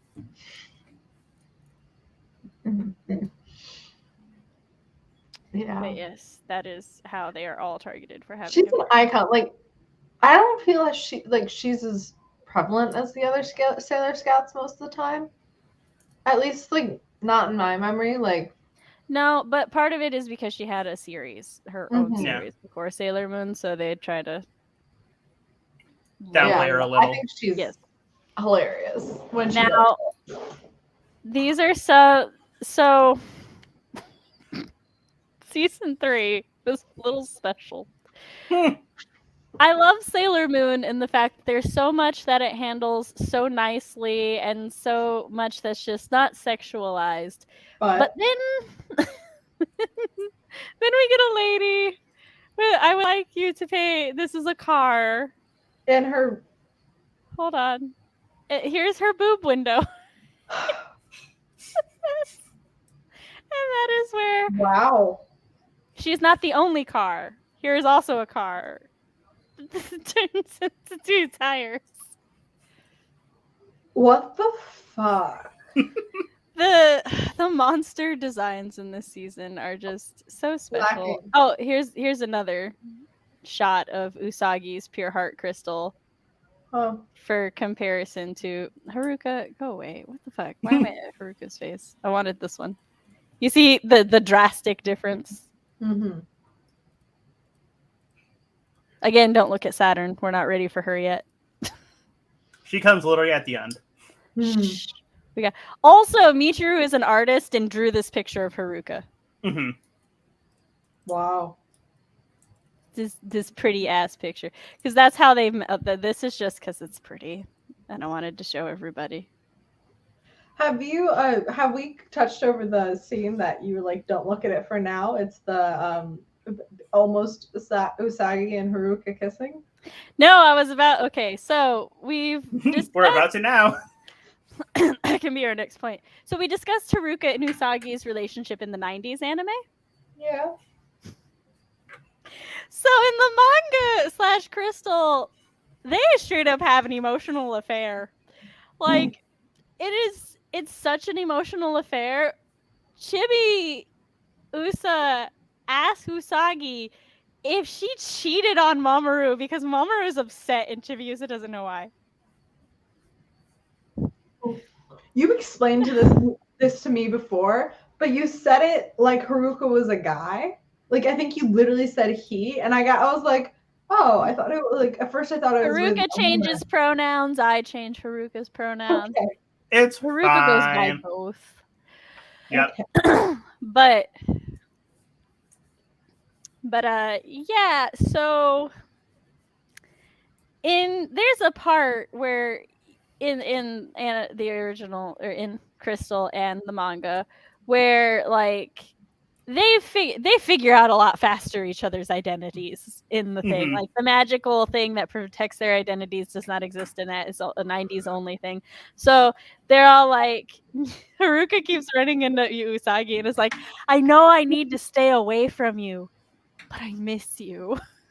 And like lays it on thick. And it's like, we have to stop running into each other like this bunhead. And it's just like, let me tell you.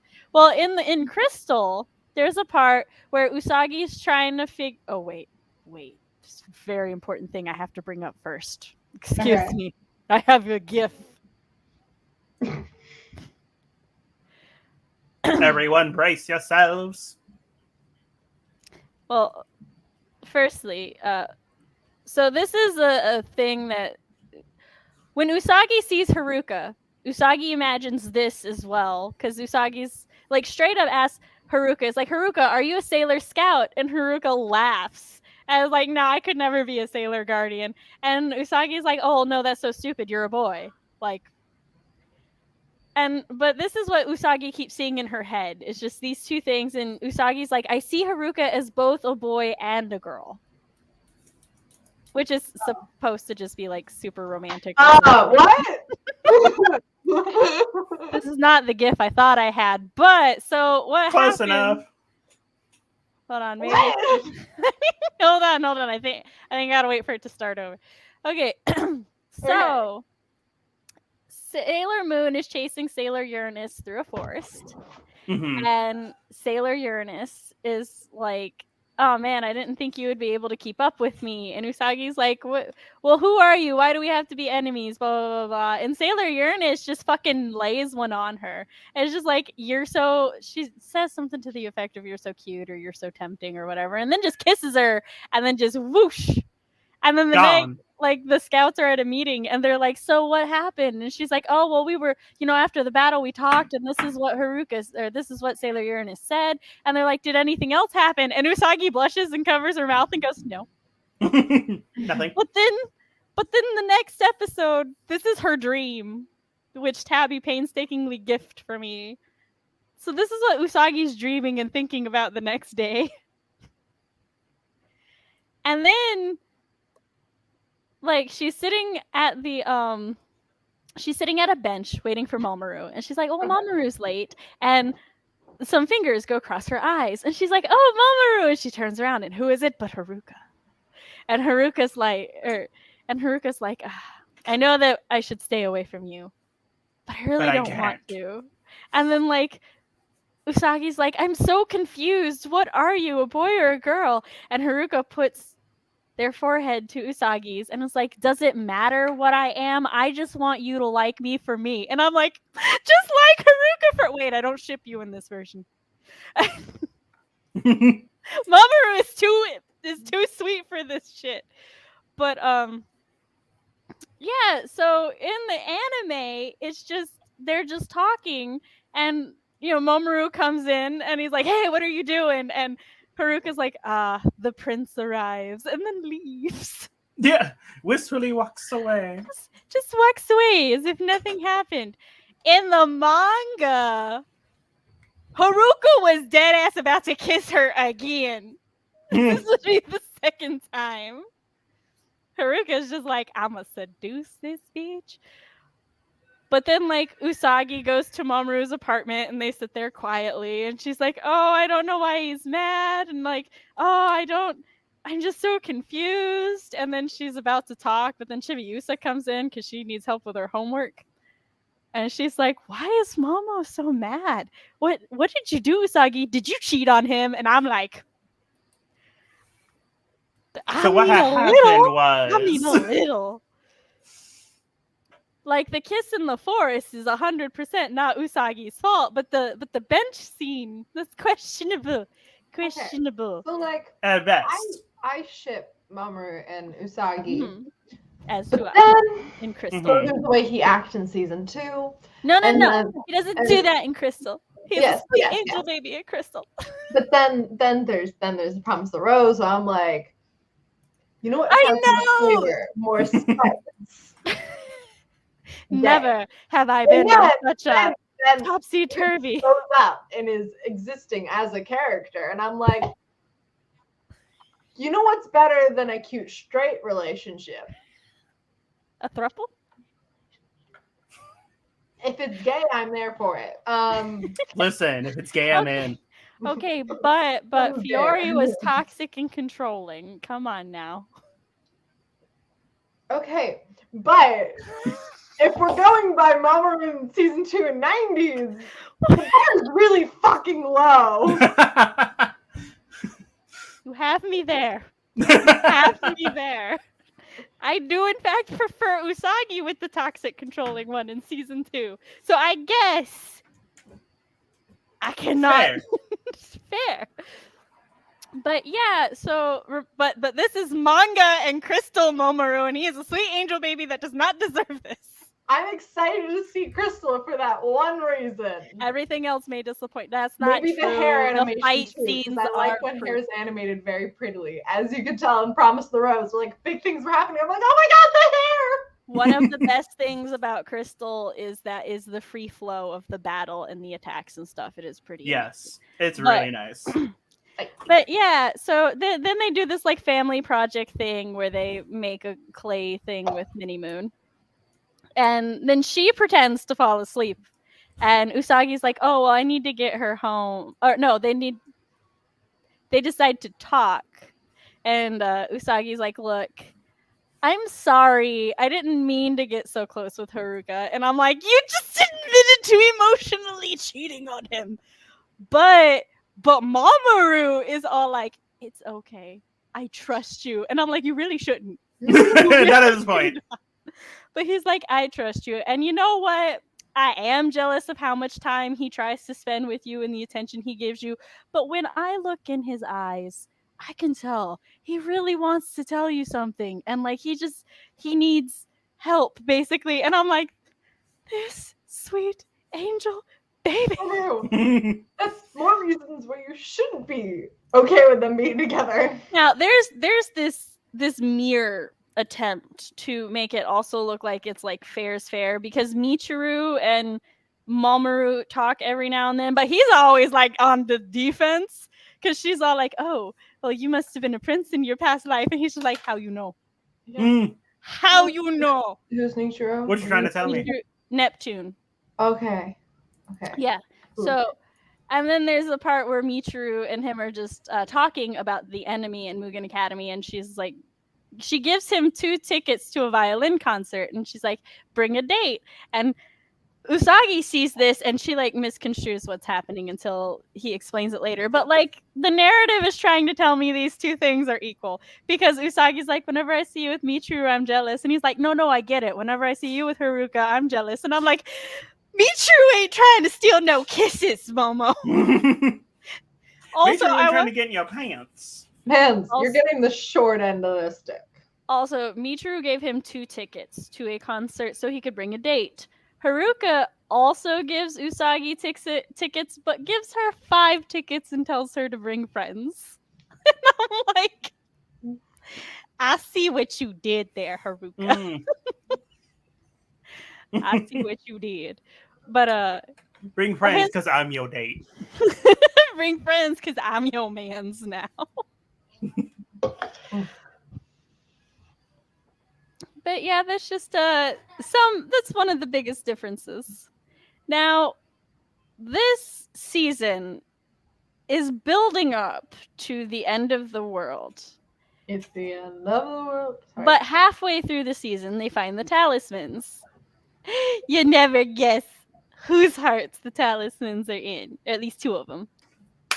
Oh. Take a guess. 2 guesses. That's all you get. I wonder who it could be. Yeah, like, Udiel calls Haruka, actually, because she figured out who they were. And she's like, hey, so I know who has the talismans, and I'm totally going to kill them at this time in this location. Just letting you know, Sailor Uranus. Also, it gets cut off and has to leave a second message on their answering machine. And it's like, your answering machine is too short. I was in the middle of a speech. It was great. I love her. So Haruka then calls Usagi and is all like, we are stealing your brooch now, so you cannot become Sailor Moon and interrupt our fight, because we're about to go kill 2 people. And I'm like, Haruka, you're so stupid. You think that's going to stop her? You were there on her birthday. But then they leave, and then who comes in? Sailor Pluto. And Moon's like, Pluto, what are you doing here not guarding the gate of time? And Pluto's like, you may recall I did a taboo and it died, but then you brought me back to life so that I could do other things. She did what? And what? And she froze time in season 2 and had to pay the taboo if she died. Was that not in season? No, that's in season 2 of Crystal. I'm sorry, they changed where that happens in the 90s one. I'm like, what the fuck are you talking about? All right, look. She was like, okay, bye. No, Pluto's just like, see, I got a mission. I need to like do some things, and Neptune and Uranus are about to go die, and I need you to make them not. And Moon's like, stop. Bet, let's go. And so Pluto takes Moon to the trap that Udiel has set. And I need to lay this out with how badass Neptune is. Because most of the time, all we get is the pretty pastel. Neptune's awesome. Neptune's kind of she's the cold, hard one, because she's the cold, hard one, but Uranus likes to pretend she's the cold, hard one. But Neptune's just the realist. She's like, you sure you can kill people? And Uranus is like, yes, I can murder anyone. And Neptune's like, are you sure, though? I don't think you can. But you're okay, my little baby boy. So this is obviously a trap, right? Yes. And I forget how the first part happens, but I think there's a bunch of doors and they kill all the doors, but then one door pops up. So yeah, these doors just pop out of the ground and the walls, which they Udil controls like a foosball table. Mm-hmm. They kill the doors. Yeah, they like the doors get destroyed. They're exploded. Okay. Are the doors living beings? No, they're just doors. Oh, okay. They're just doors. Cool. There's just a trap. Yeah, it's a trap. And then there's one door left, and this door is about to fucking slam into Uranus. And Neptune's like, "Not my bitch," and like gets trapped in the door and tied up with these red thorn vines, right? Okay. And so she's taken captive, and Udil's like, I've got one of the talisman people now, Neptune. And Uranus is like, what? No. And Udil's like, yeah, you gotta come down this obviously trapped hallway. And like Udil's being shown playing the pipe organ this entire time. Mm-hmm. And Uranus goes down this hallway, and like more doors open up on the side, but they've got like these Indiana Jones dart things that shoot out. And so like Neptune gets shot a lot and is then on the ground, right? Oh. And Uriel like walks up to her with her little heart bazooka thing and is all like, now I'm gonna have 2 talismans because it's you and her, ya dumbass bitches. Also, Uriel is so amazing. She like invented a computer program to find them, and it worked. My other favorite thing in this scene is Uriel isn't actually playing the organ. She turns off a boombox that's playing the music. She wasn't even playing it. I brought the organ up to bring that up and then promptly forgot. So I'm glad. Yeah, I was like, immediately. That's why I was like sitting here cackling because I remember she literally, after they're captured and everything, she just casually. She's just so dramatically, and then Uranus gets shot and she stops, but the music's still going. And she just leans over and turns off the boombox. It was. I love Uriel so much. Honestly. Right? Well, she goes up and she's about to shoot Uranus in the heart, and she's all like, yeah, so I'm gonna kill you, then I'm gonna kill your boo. But Neptune wakes up enough to hear this, and she's like, oh, fuck no. Rips herself out of the vine prison thing, keeps running, gets shot up by the little darts, gets back up, keeps running again, gets shot up by the darts more. Uriel's like, the why? Stop! Yeah, like just fucking stop. Points the gun at Neptune, so Neptune gets shot first. And when her pure heart crystal comes up, it looks like a normal one, but then it turns into like a mirror, which is one of the talismans, because the 3 talismans are based on the 3 sacred treasures of Japan, which are a mirror, a sword, and a jewel/gem. Although in Sailor Moon, it's a mirror, sword, and an orb. Like a little... I'm sure you can guess who has the 3rd one. Shh. Maybe not. We don't know yet.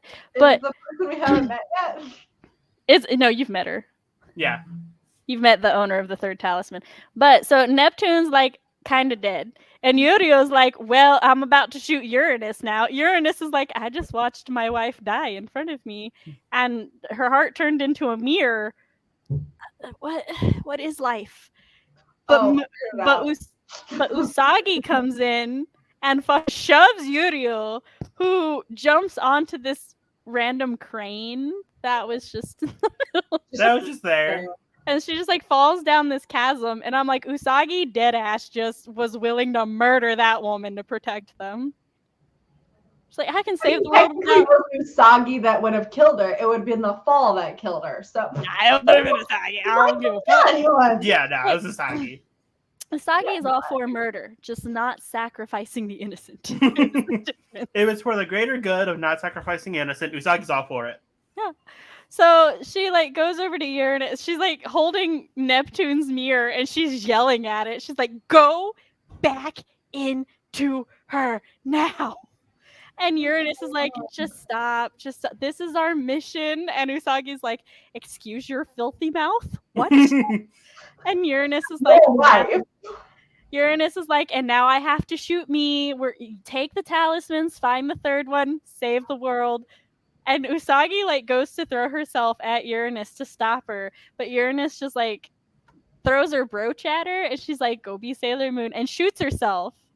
So and hers turns into the sword. Usagi is not happy. She is very upset. Especially is Uriel comes back up, steals the talismans, uses her super flamethrower.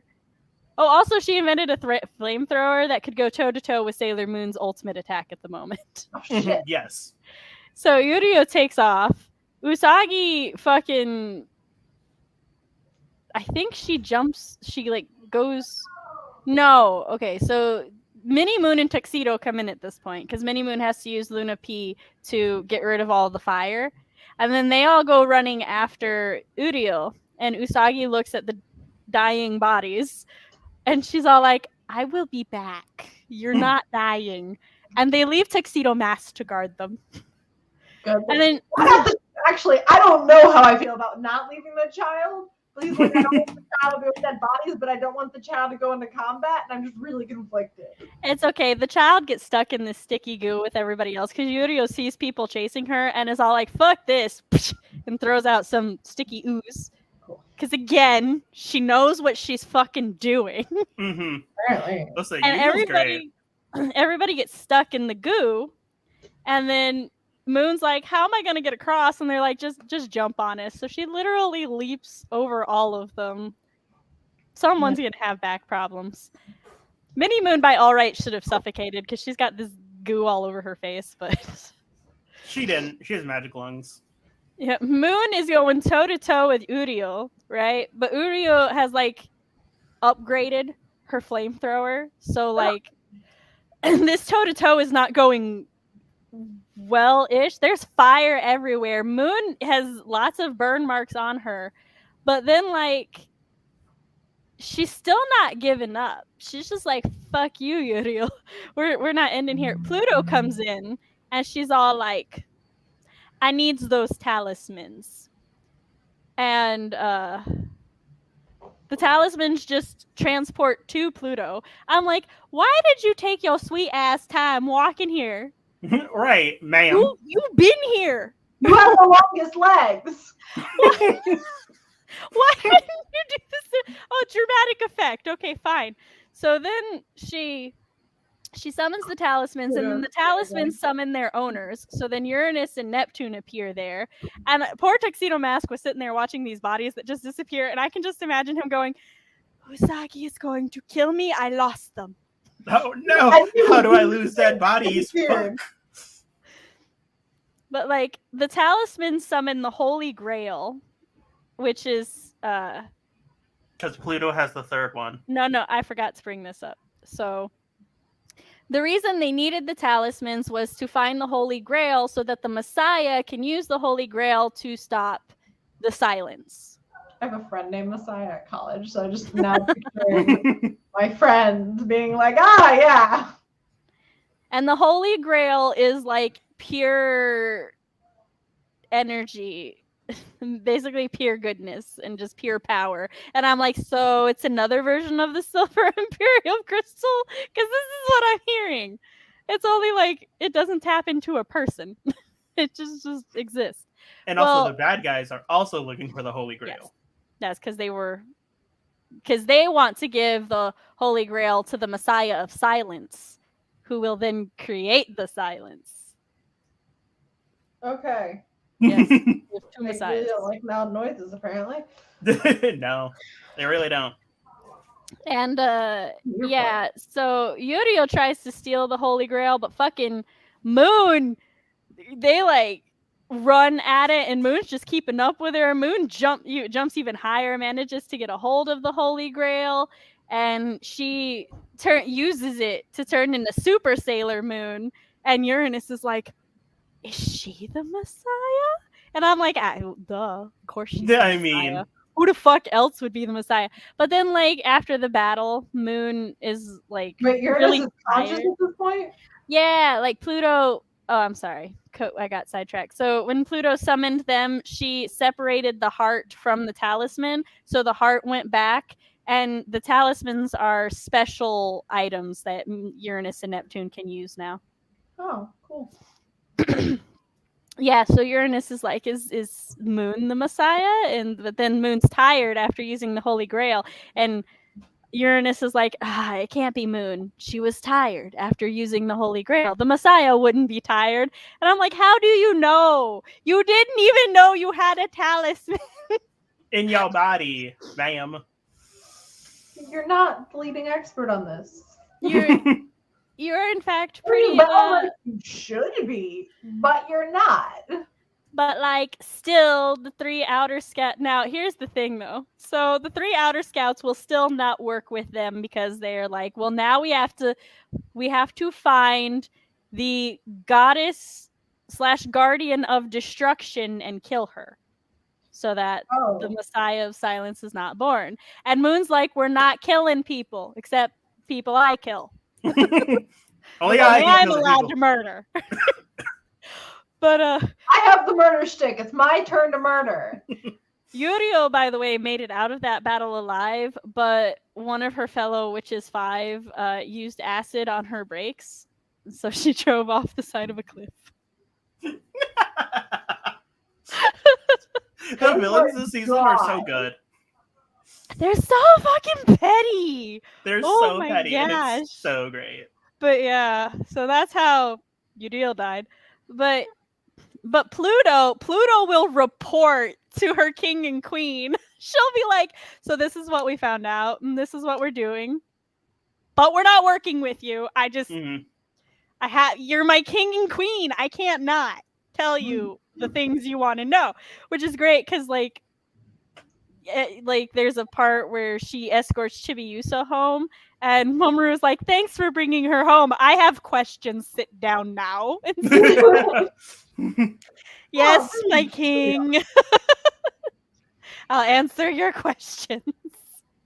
I won't be happy about it. Except I kind of will be. I won't be happy about it, except maybe I will be. Ha ha ha. But as a side plot that's been happening, Chibiusa makes a friend. Her name is Hotaru. Hotaru is chronically ill. I relate to Hotaru. Hotaru is also relate to Hotaru. Queen. Let me tell you, her wardrobe is beautiful. Hotaru is like about 10 or so. Well, Hotaru is Professor Tomo's daughter. Oh, he's the bad guy.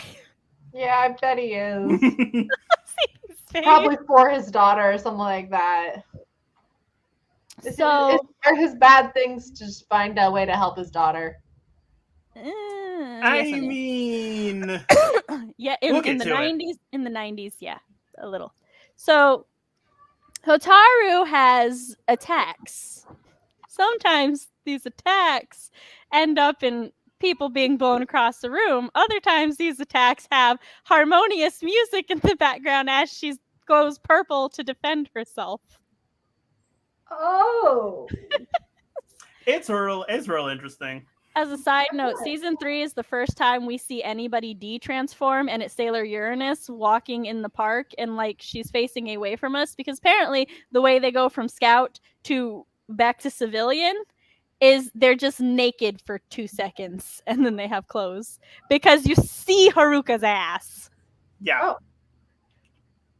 Like just Haruka's walking away angry too, because Haruka's like, I told you to stay away from that girl booty, and you need to listen to me.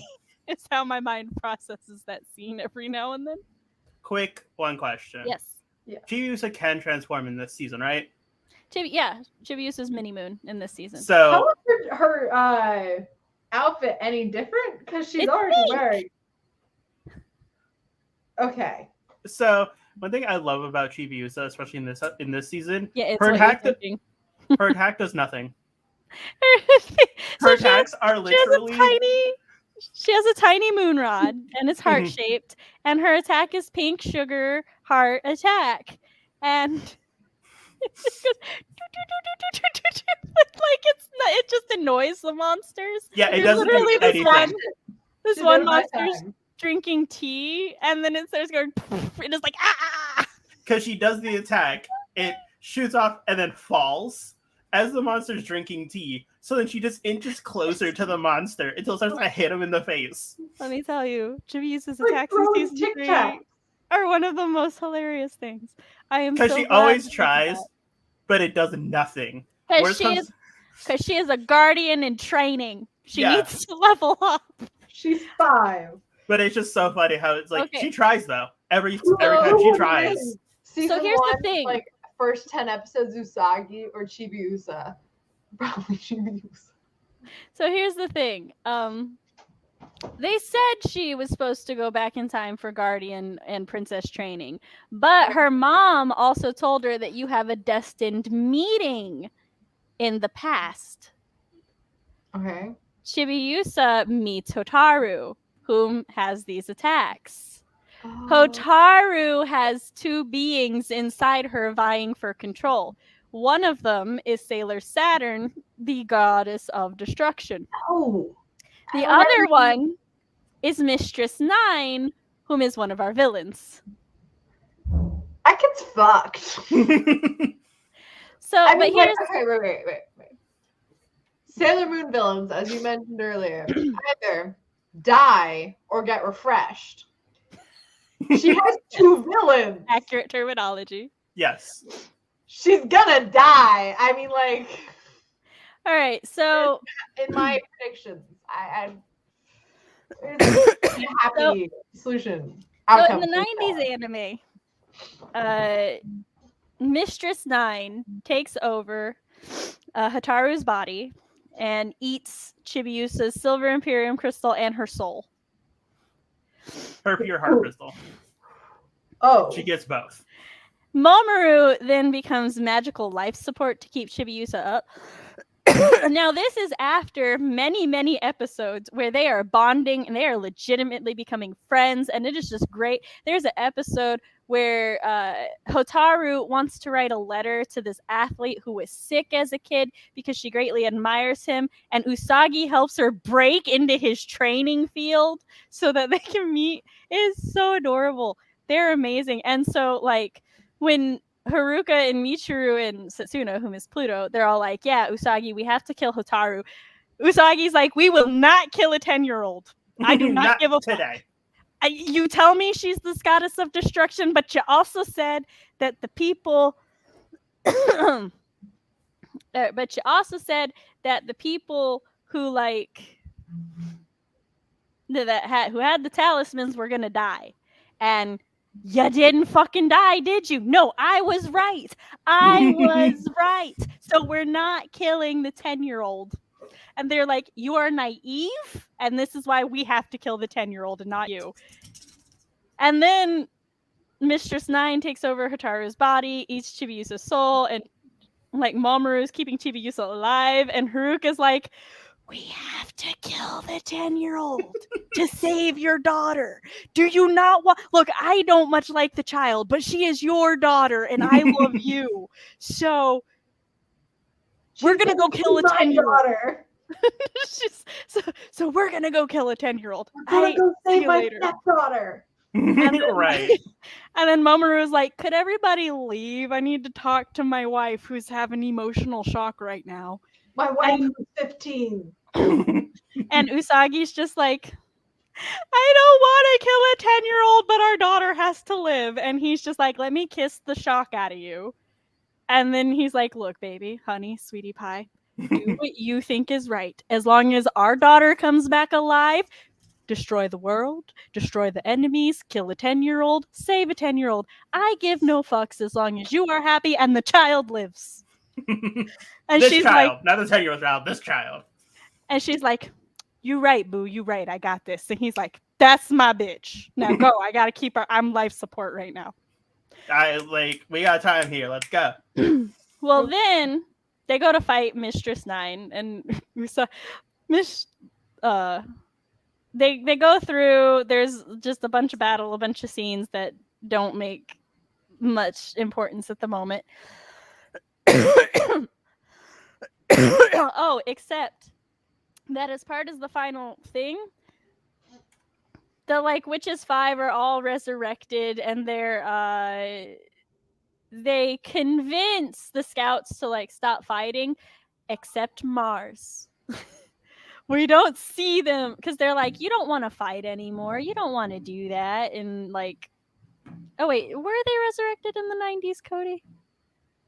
I'm sorry, I crystal got only. StreamYard decided to blurp on me. What happened?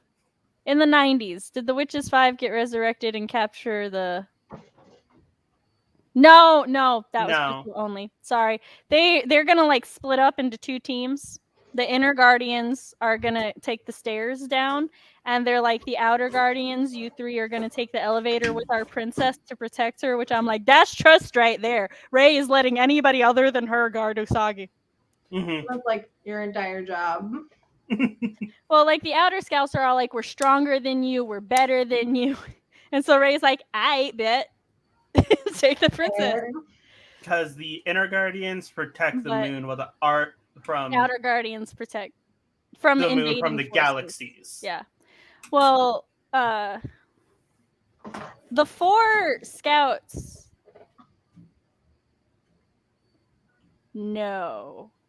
Hold on. In the 90s, the 4 guardians don't make it in. They can't get inside. So in order to support Usagi, they create a barrier with their power, like they did in season 2 in the future. Because daemons are spewing out of the building. Because daemons are spewing out of the building, and so they're keeping it contained.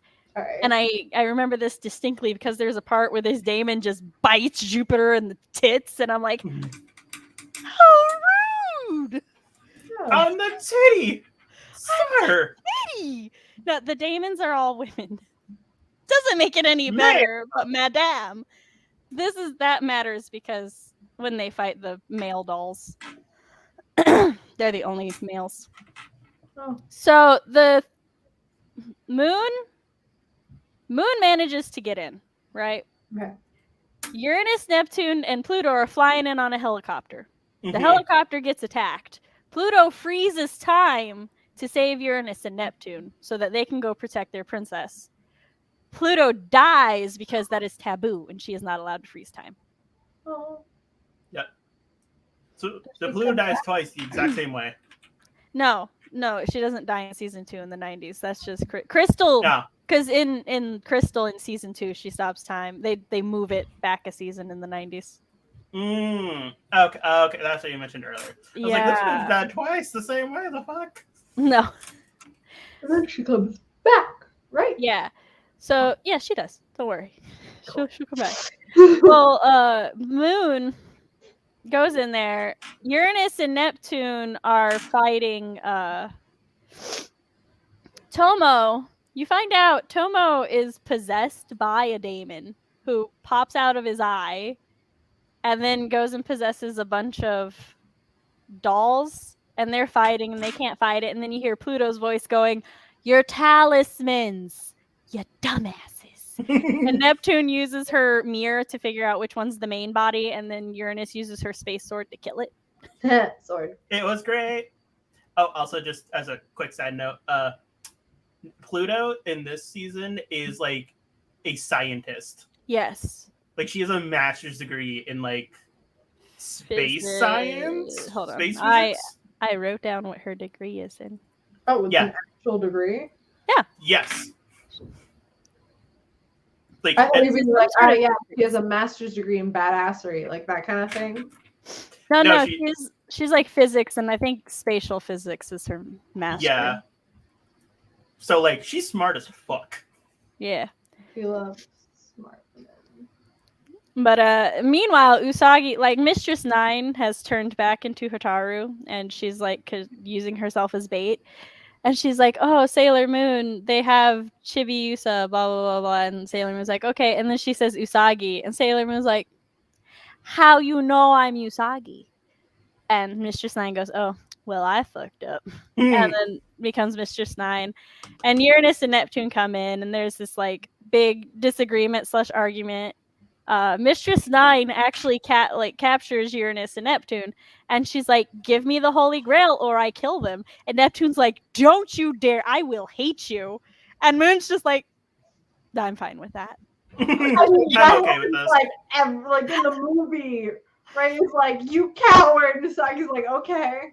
Usagi's like, "I'm a coward with living friends." So like, look, you don't understand the trauma I went through against Beryl. Okay, you just don't know. can only go through that once. Fine. Hold on. I think I need a drink though. But yeah, so she gives Mistress Nine the Holy Grail, and Mistress Nine like gives the Holy Grail to the Tau system, which is our villain. But there is a galaxy coming to eat Earth. Oh. Yep. He sent the like daemons ahead of time to prepare. Coming to eat our galaxy? It wants to eat just Earth. Both. Anything. It is a small star system that's going to eat everything. Quick question. It might not be really relevant. Could just be a me question. Since when are galaxies sentient? Well, that's a Sailor Moon thing. I don't know. I was gonna say last season it was a planet. Yeah, last season the planet was coming to eat. They just kind of upped the stakes. Yeah. Wiseman was the death planet. He is the whole thing. But he was the death god. No, well, in the 90s one, it didn't. But in the manga in Crystal, he was the Dark Moon planet. That was him. Yeah. He had like been there so long it absorbed his consciousness. As his skin in the 90s one was supposed to be representative of the planet. Yeah, it was kind of interesting. Yeah. So yeah, it's just a sentient criteria for what qualifies as a planet is. Because that was a dude in a cloak with a crystal ball. Well, no, the ball was a planet. You'll understand when we watch Crystal and you see the whole ass planet teleport in to eat Earth. Maybe. But yeah, so we got a star system coming in. But like, it's a fluid star system. It can take form. But anyway, okay. Yeah, it like knocks the fuck out of Mistress Nine for some reason. And then Usagi like tries to help Mistress Nine. No, Tomo does, because Tomo came back, but like himself. And he's actually a really good dad. And so he's holding Mistress Nine and somehow recognizes this is Hitaru. Even though Hitaru's 10 and Mistress Nine is like an adult. Yeah. But he's like Hitaru, and you hear Hitaru's voice. And she's all like, Daddy, I'm so scared. And he's like, I'm here, baby. And she, with his support, is able to like take over her own body for a little bit. And like it's just her and Mistress Nine duking it out for control, basically, until Saturn is able to be reborn, right? Huh. And Saturn is the goddess of destruction. Okay. Saturn is basically the concept of you have to raise a field with fire in order to make it fertile again for new growth. Okay. Saturn is the guardian scout of destruction and rebirth. Okay. But Uranus and Neptune really just have a crumb of knowledge, and they're holding on to it for dear life and making all sorts of like all they know is if Saturn like drops her glaive, planets explode. That's all they know. And that you remember a while ago when we were like, Usagi's like the strongest, like second strongest person in this entire anime. Saturn is the strongest. Yes. Saturn is the only by a lot. I actually have to look into that because Usagi might still be stronger than Saturn. At least, currently. Yeah, Saturn is stronger. Because later, that's a whole other story. Oh yeah, like at this moment, that Saturn is stronger. But yeah, so Saturn's all like, "Thank you." She takes Chibi Moon's soul back first, and she like gives Chibi Moon her soul, and she's like, "Thank you for being a friend." And then she like leaves, and she's like, "All right, so my queen, my princess, my boo. Well, not my boo because I'm like 10, but my lady, I've got to go in this flaming ball of thing because I need to fight a star system now so that I can destroy it. I have the power of destruction and rebirth. Unfortunately, this means I'm going to die, but that's fine, okay? I'm sacrificing myself. And I just wanted you to know that you're amazing and I love you." And Sailor Moon's like, fuck no. Only I get to sacrifice myself and I'm coming with you. And Saturn's like, sweetie, you're too weak right now. Like, maybe if you were Super Sailor Moon, but you gave the Holy Grail away to the enemy. So, like, you can't go Super Sailor Moon right now. So, I'm gone. Basically, I'm going to just do it for you. Yeah, and hold on. Let me see if I have the GIF that Tabby found a GIF. It was just basically... Hold on. I have to show you. I know where Tabby sent it, so...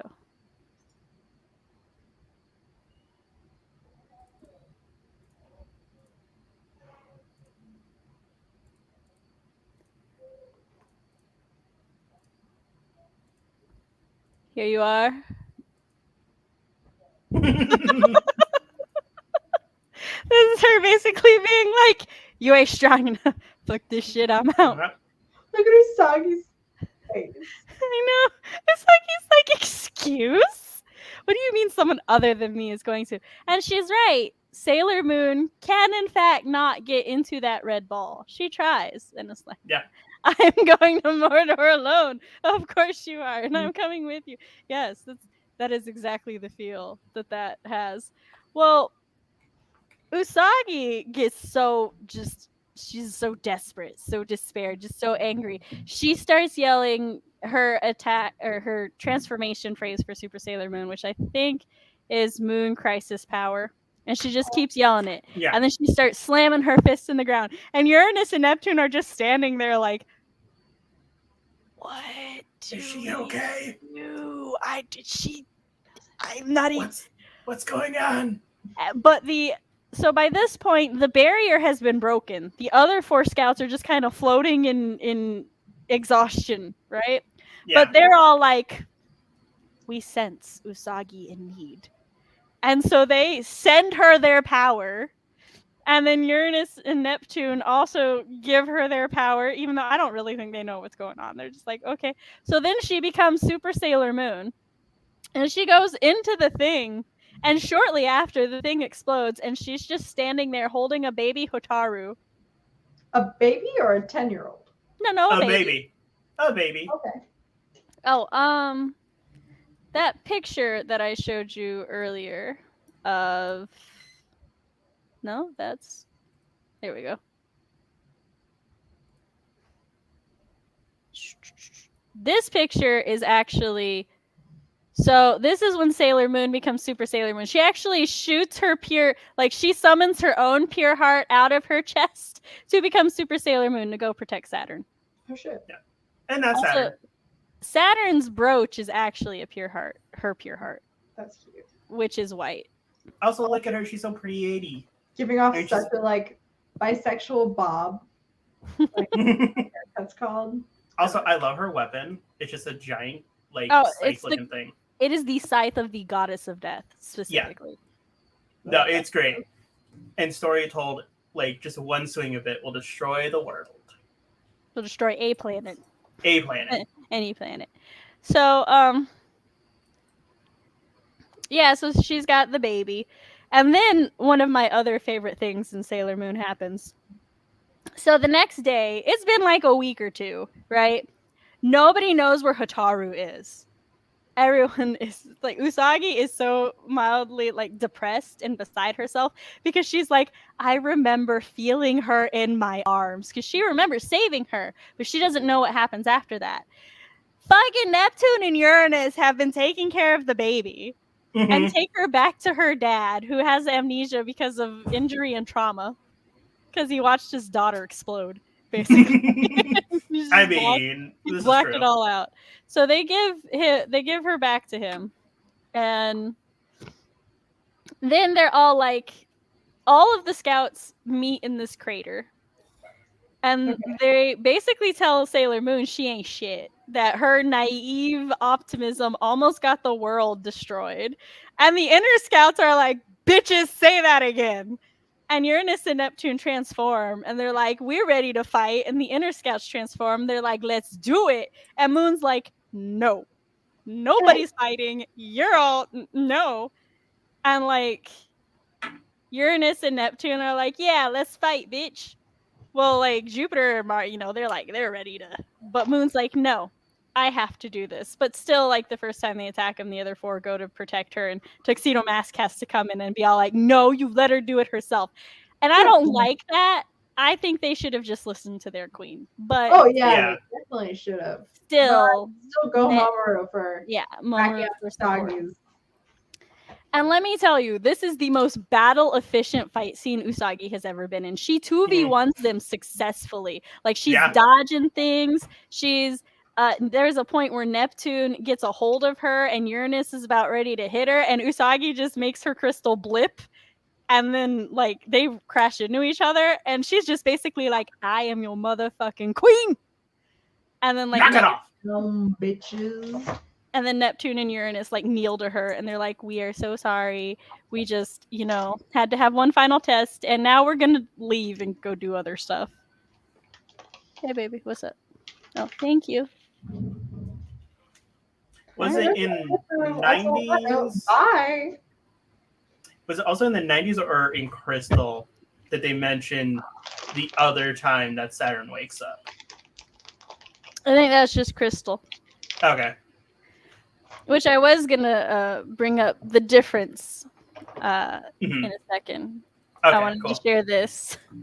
Yes! Sometimes family is a gender fluid race car driver, lesbian, her femme wife, and their goth life partner. I've seen this multiple times. Because it's amazing. On the internet. I didn't know it was Sailor Moon, though. It's from a later season. Okay. Yeah. But now, in Crystal, first of all, in Crystal, Tomo was fucked up from the beginning. He used his daughter as an experiment when she almost died to turn her into a cyborg. Mm-hmm. And, like, she almost died in the 90s one. And basically when she almost died, the Tau system came in and told him that, like, he could save Tomo's daughter if Tomo gave his body over to the daemon. And that's how Tomo became evil in the 90s one. In Crystal, he was just... Different flavor of evil. In Crystal, he was just kind of fucked up already. Like, there is no hope for that man. He also dies in Crystal. He's just, like, dead. Yeah. Is that when the throuple adopts the child? In Crystal, yes. Okay. But in Crystal, Saturn actually has a bit more of an arc as Saturn, like fighting off Mistress Nine's influence over her body. And she protects Chibiusa's soul. Well, there's a part where Mistress Nine also eats the soul of the other four of the Guardians, and she protects all of their souls too, and then leaves her own body to save all of them so that Mistress Nine doesn't absorb them. Wow. And this is now my favorite gif. Fuck this, we out. It's just I've been literally staring at that for like the last half hour. It's such a great gif. But yeah, in Crystal and in the manga, the reason that Uranus and Neptune are so scared of Saturn is Uranus, Neptune, and Pluto used to guard the outer planets from invading threats. They actually watched the Silver Millennium get killed by Beryl and couldn't do anything about it because they were so far away. Well, when that happened, their talismans brought them to this temple, which summoned Saturn, the goddess of destruction, and she just destroyed everything for it to, so that... See, the way they describe it is she destroyed everything and then everyone was reborn, but Queen Serenity had already killed everything and sent it to the future.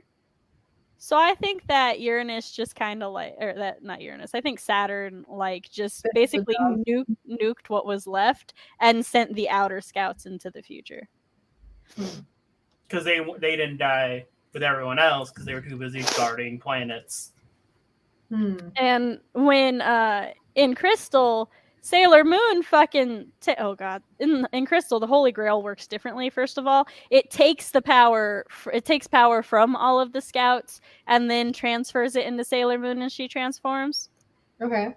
And so she takes that at some point while everybody else is out of energy and they're all collapsed on the ground. And I'm like, but would they be out of energy if the Holy Grail didn't take it from them? But then she like jumps into the Tau system and kind of passes out.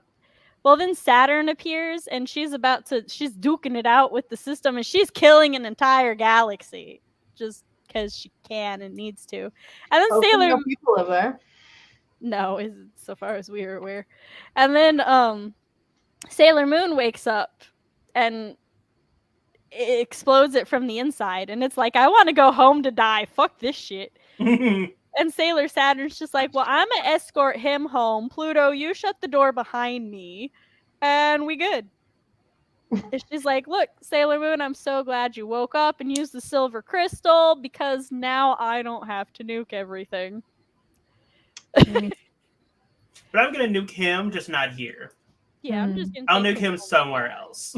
So it kind of implies that she's just a failsafe so that when the Moon Kingdom fails to protect the universe, she just wipes the slate clean and everything starts and restarts. She's the turn it off, and then Moon's the turn it on. Turn it off and on again. Oof. Oof. But like, yeah, she is one of my favorites for many reasons. Who, Saturn? Yeah. I like Saturn. I like her a lot. I just like the season.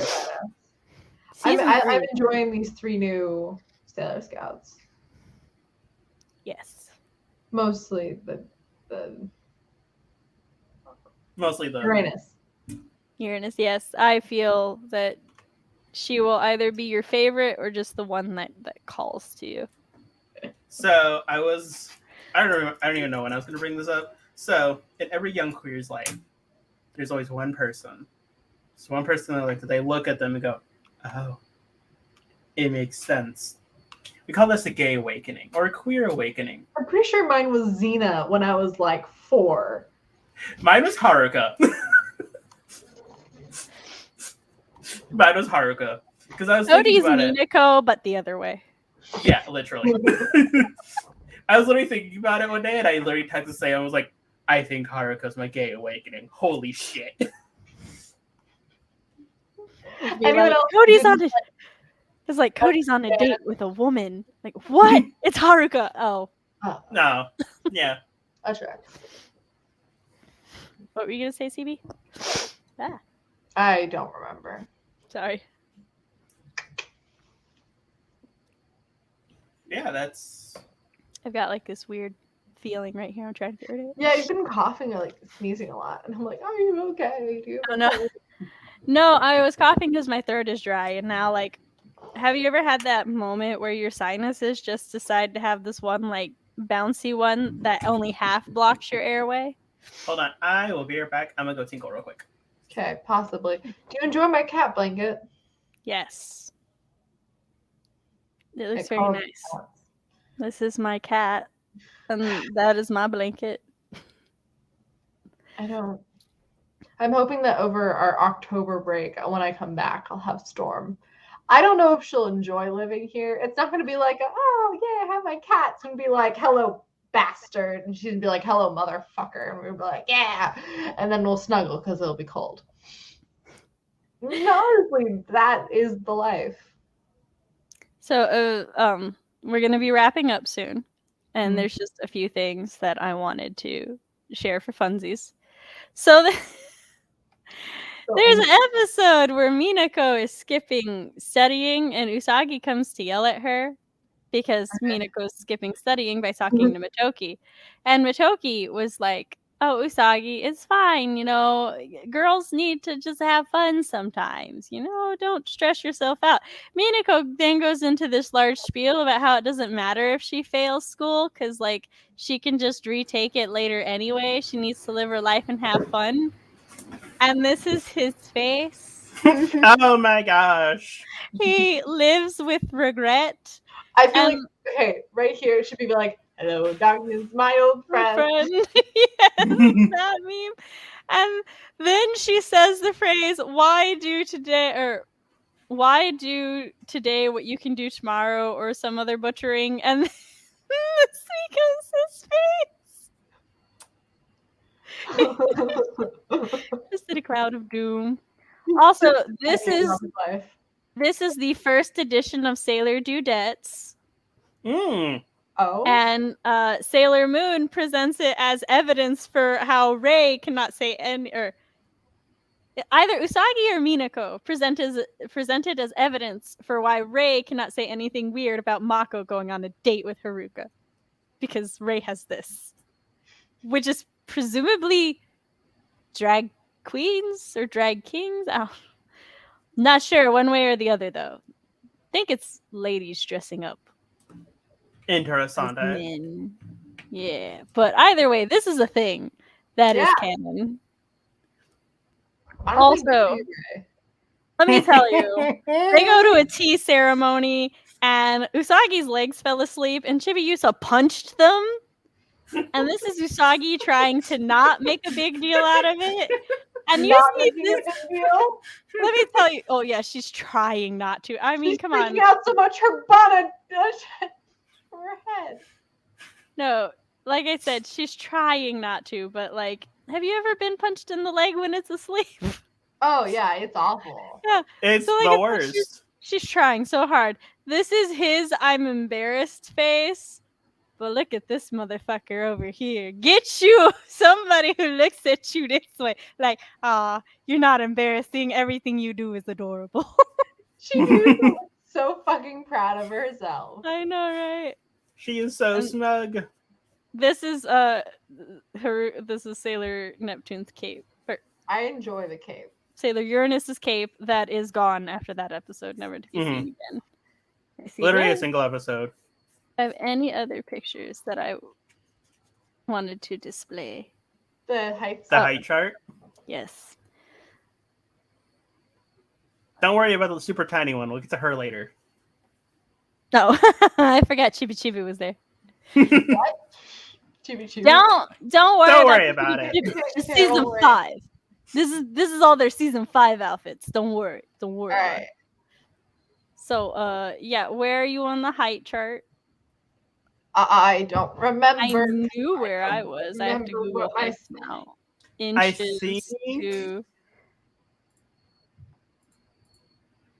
I think I was like the same height as Neptune.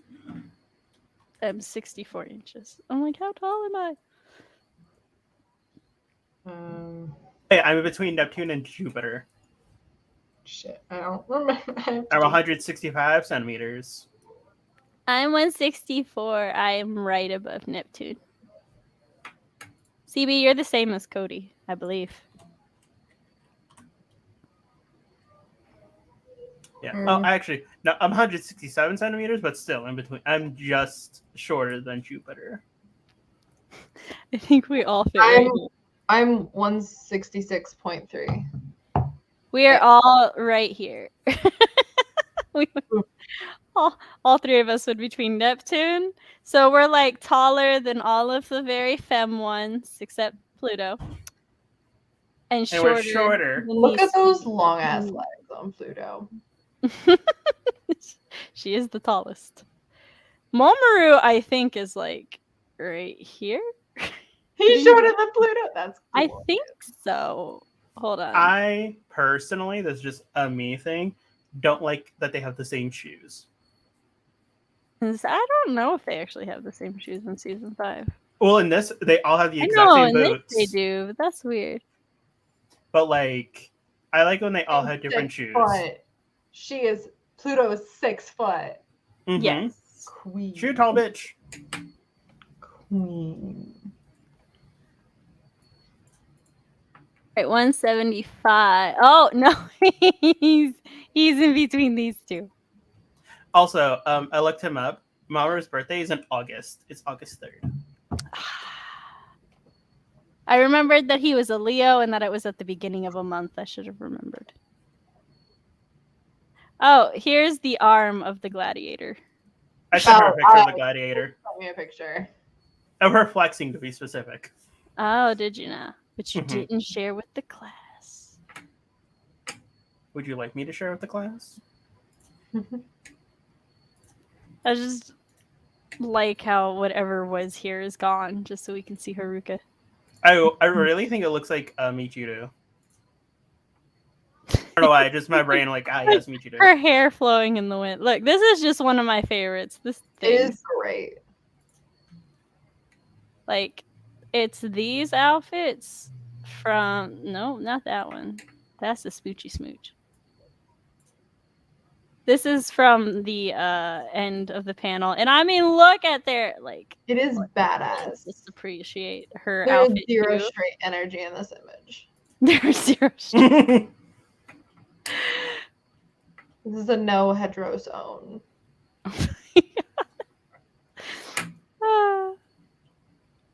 So, do you have any questions, comments about season 3? I don't. Oh, actually, I do, but it's not really about season 3. Is it? Is this the final edition of our scouts, or are there more? I have a whole thing dedicated to Haruka's face. I really needed to know things. There's only one more scout that's going to be added. No, so okay, that's a tricky question. All right, because here's the thing. All right, in season 4, we're gonna.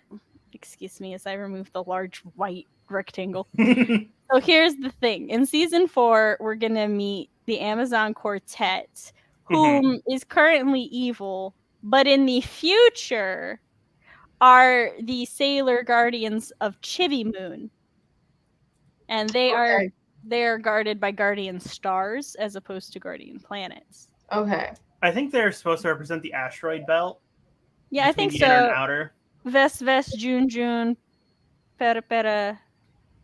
I always forget the other one. Vest, June. I think they're based on the asteroid belt. Yeah.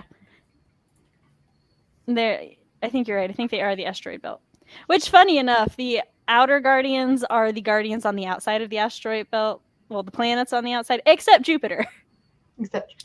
Jupiter. Yeah, Jupiter still gets to be an inner guardian because the planet's huge, I guess. I don't know. That's awesome. And then in season 5, we will meet the Sailor Starlights, and every villain is a Sailor Guardian.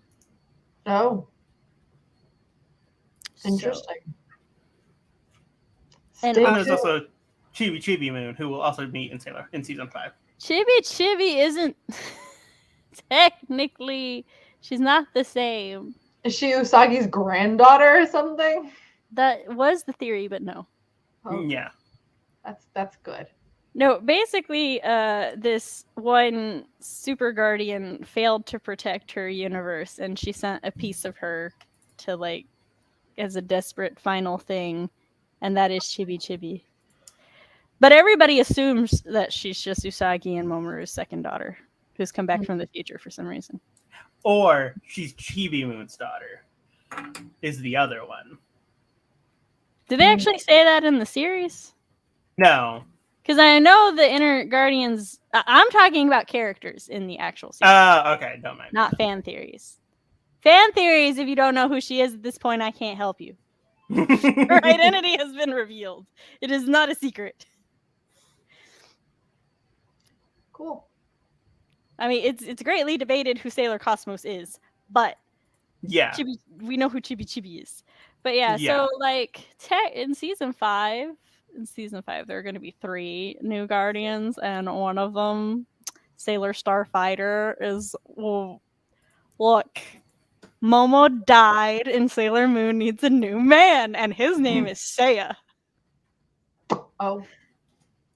And I don't care if Uranus doesn't like him because Uranus is an overprotective big brother. It's amazing, and I love it. Also, that's the season where Uranus and Neptune make a sex joke because, like, one of them is hanging off a cliff. They're, like, trying to pull them upside of a cliff. I have so many ideas what this joke could be just by one of them's hanging off of a cliff. Well, I think Uranus is holding Neptune's hand, and she tells her, "You've gotten heavy," and Neptune says, "I don't tolerate that kind of talk outside of the bedroom." And the audience collectively goes, "What could she mean?"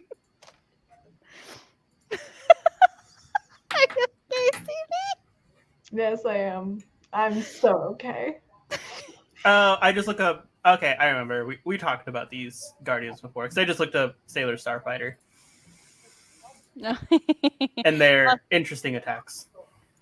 Look, Sailor, is it Maker or Healers whose attack is uterus? I think it's healers.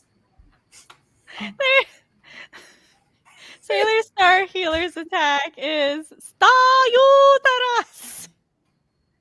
And I love making the joke, so you're throwing a period at somebody. Wow. Yeah, because I made a comment of how ridiculous these attacks. And say like, "Oh, hold on a minute, let me show you." Hold on a minute, you think these attacks are ridiculous? Coconut Cyclone, I can top that. Nobody tops Sailor Star Healer's attack. Nobody. I'm excited to see them. But also slightly worried. You should be. Hold on, I'll show you a preview and then we'll wrap up. Okay. Guess Everybody's like, y'all got 2 movies in a season. Well, all 4 of you. It's like y'all got 2 movies in a season before this one. Shh. We were talking about season 3 and season 1 too. It's Star Uterus Inferno. So it's a uterus on fire. Because I just watched it. I'm like, I have to. Whew. Okay, hold on. Let me present to you our boy band by day. Hot pants wearing Sailor Scouts by night. Oh, wow. Wow. What is this proportion anyway? Let me find a better proportioned picture. There we go. Yeah, like literally this is their senshi form, and then when they are in civilian clothes, they turn into men. So they are also gender fluid. That's cool. Which is great when, like, at the end of the series, Seiya's like professing his love to Usagi, but like he's Sailor Starfighter at the time, therefore a woman, and she's just like, "Yeah, I love you too. We're great friends," and everybody else is like, I could just feel like Sailor Uranus going, "I've been there, buddy." Been there, done that. Let's go get coffee. Let's go get Ben & Jerry's. All right, say thy outros while I find my checklist. All right, cool. So since I went last, I'll go first. Hello, hi, everybody. My name is Cody. I'm a gay shit because straight people had it too good for too long. Oh, we got swapped. Oh, no. Oh, my God. You can change your order all you want. I have a system. Listen, well, now CV has to go first. That's not how that worked. Since you went last, not since you were in that spot. I know. Anywho, hello, hi. I am. Working on my debut novel about witches and werewolves. What happens when a group of werewolf hunters find a werewolf in their mix, and what his life is like after that event. Anywho, follow my links down below to come on this wild adventure and ride with me. CB, off to you. I'm CB Friends. Woo! That was CB, everybody. Ta-da! I just noticed your name is Guardian of the Spoilers. Yes. Did you miss it when we discussed it earlier? Look, you know how many things I was looking at right now? So many screens. Hello, and I'm writing mom Samantha Nasset. This is my channel where I talk about writer things, parent things, and writer-parent things. I also host live streams like this on Mondays where we either talk about what I want to talk about, like Sailor Moon or monsters or whatnot, or we do productivity sprints where we just be social and try to get things done. When I post videos, they are on Thursdays, and they are about writing things and writing parent things and general things I'm interested in. If you would like to read a sample of my writing, you can check out my flash fiction on my website, SamanthaLNasset.com. While you're there, if you would like to keep up to date with all things Sam, sign up for my newsletter, which you can find on the contact page. My newsletter is going out this week, as Fox reminded me of earlier today. So sign up if you want the September newsletter. If you would like to support the channel and you like what we do here, or you just want to give a tip, you can tip me at my Coffee Ko-Fi. Give Sam money. I guess you started first, but you finished at the same time. And thank you for watching. Thanks anybody who stuck here on the replay, and we will see you next time. Bye. Bye. Oh wait, like and subscribe. Like and subscribe. I almost hit the like button. Smash the subscribe button. Ring the bell.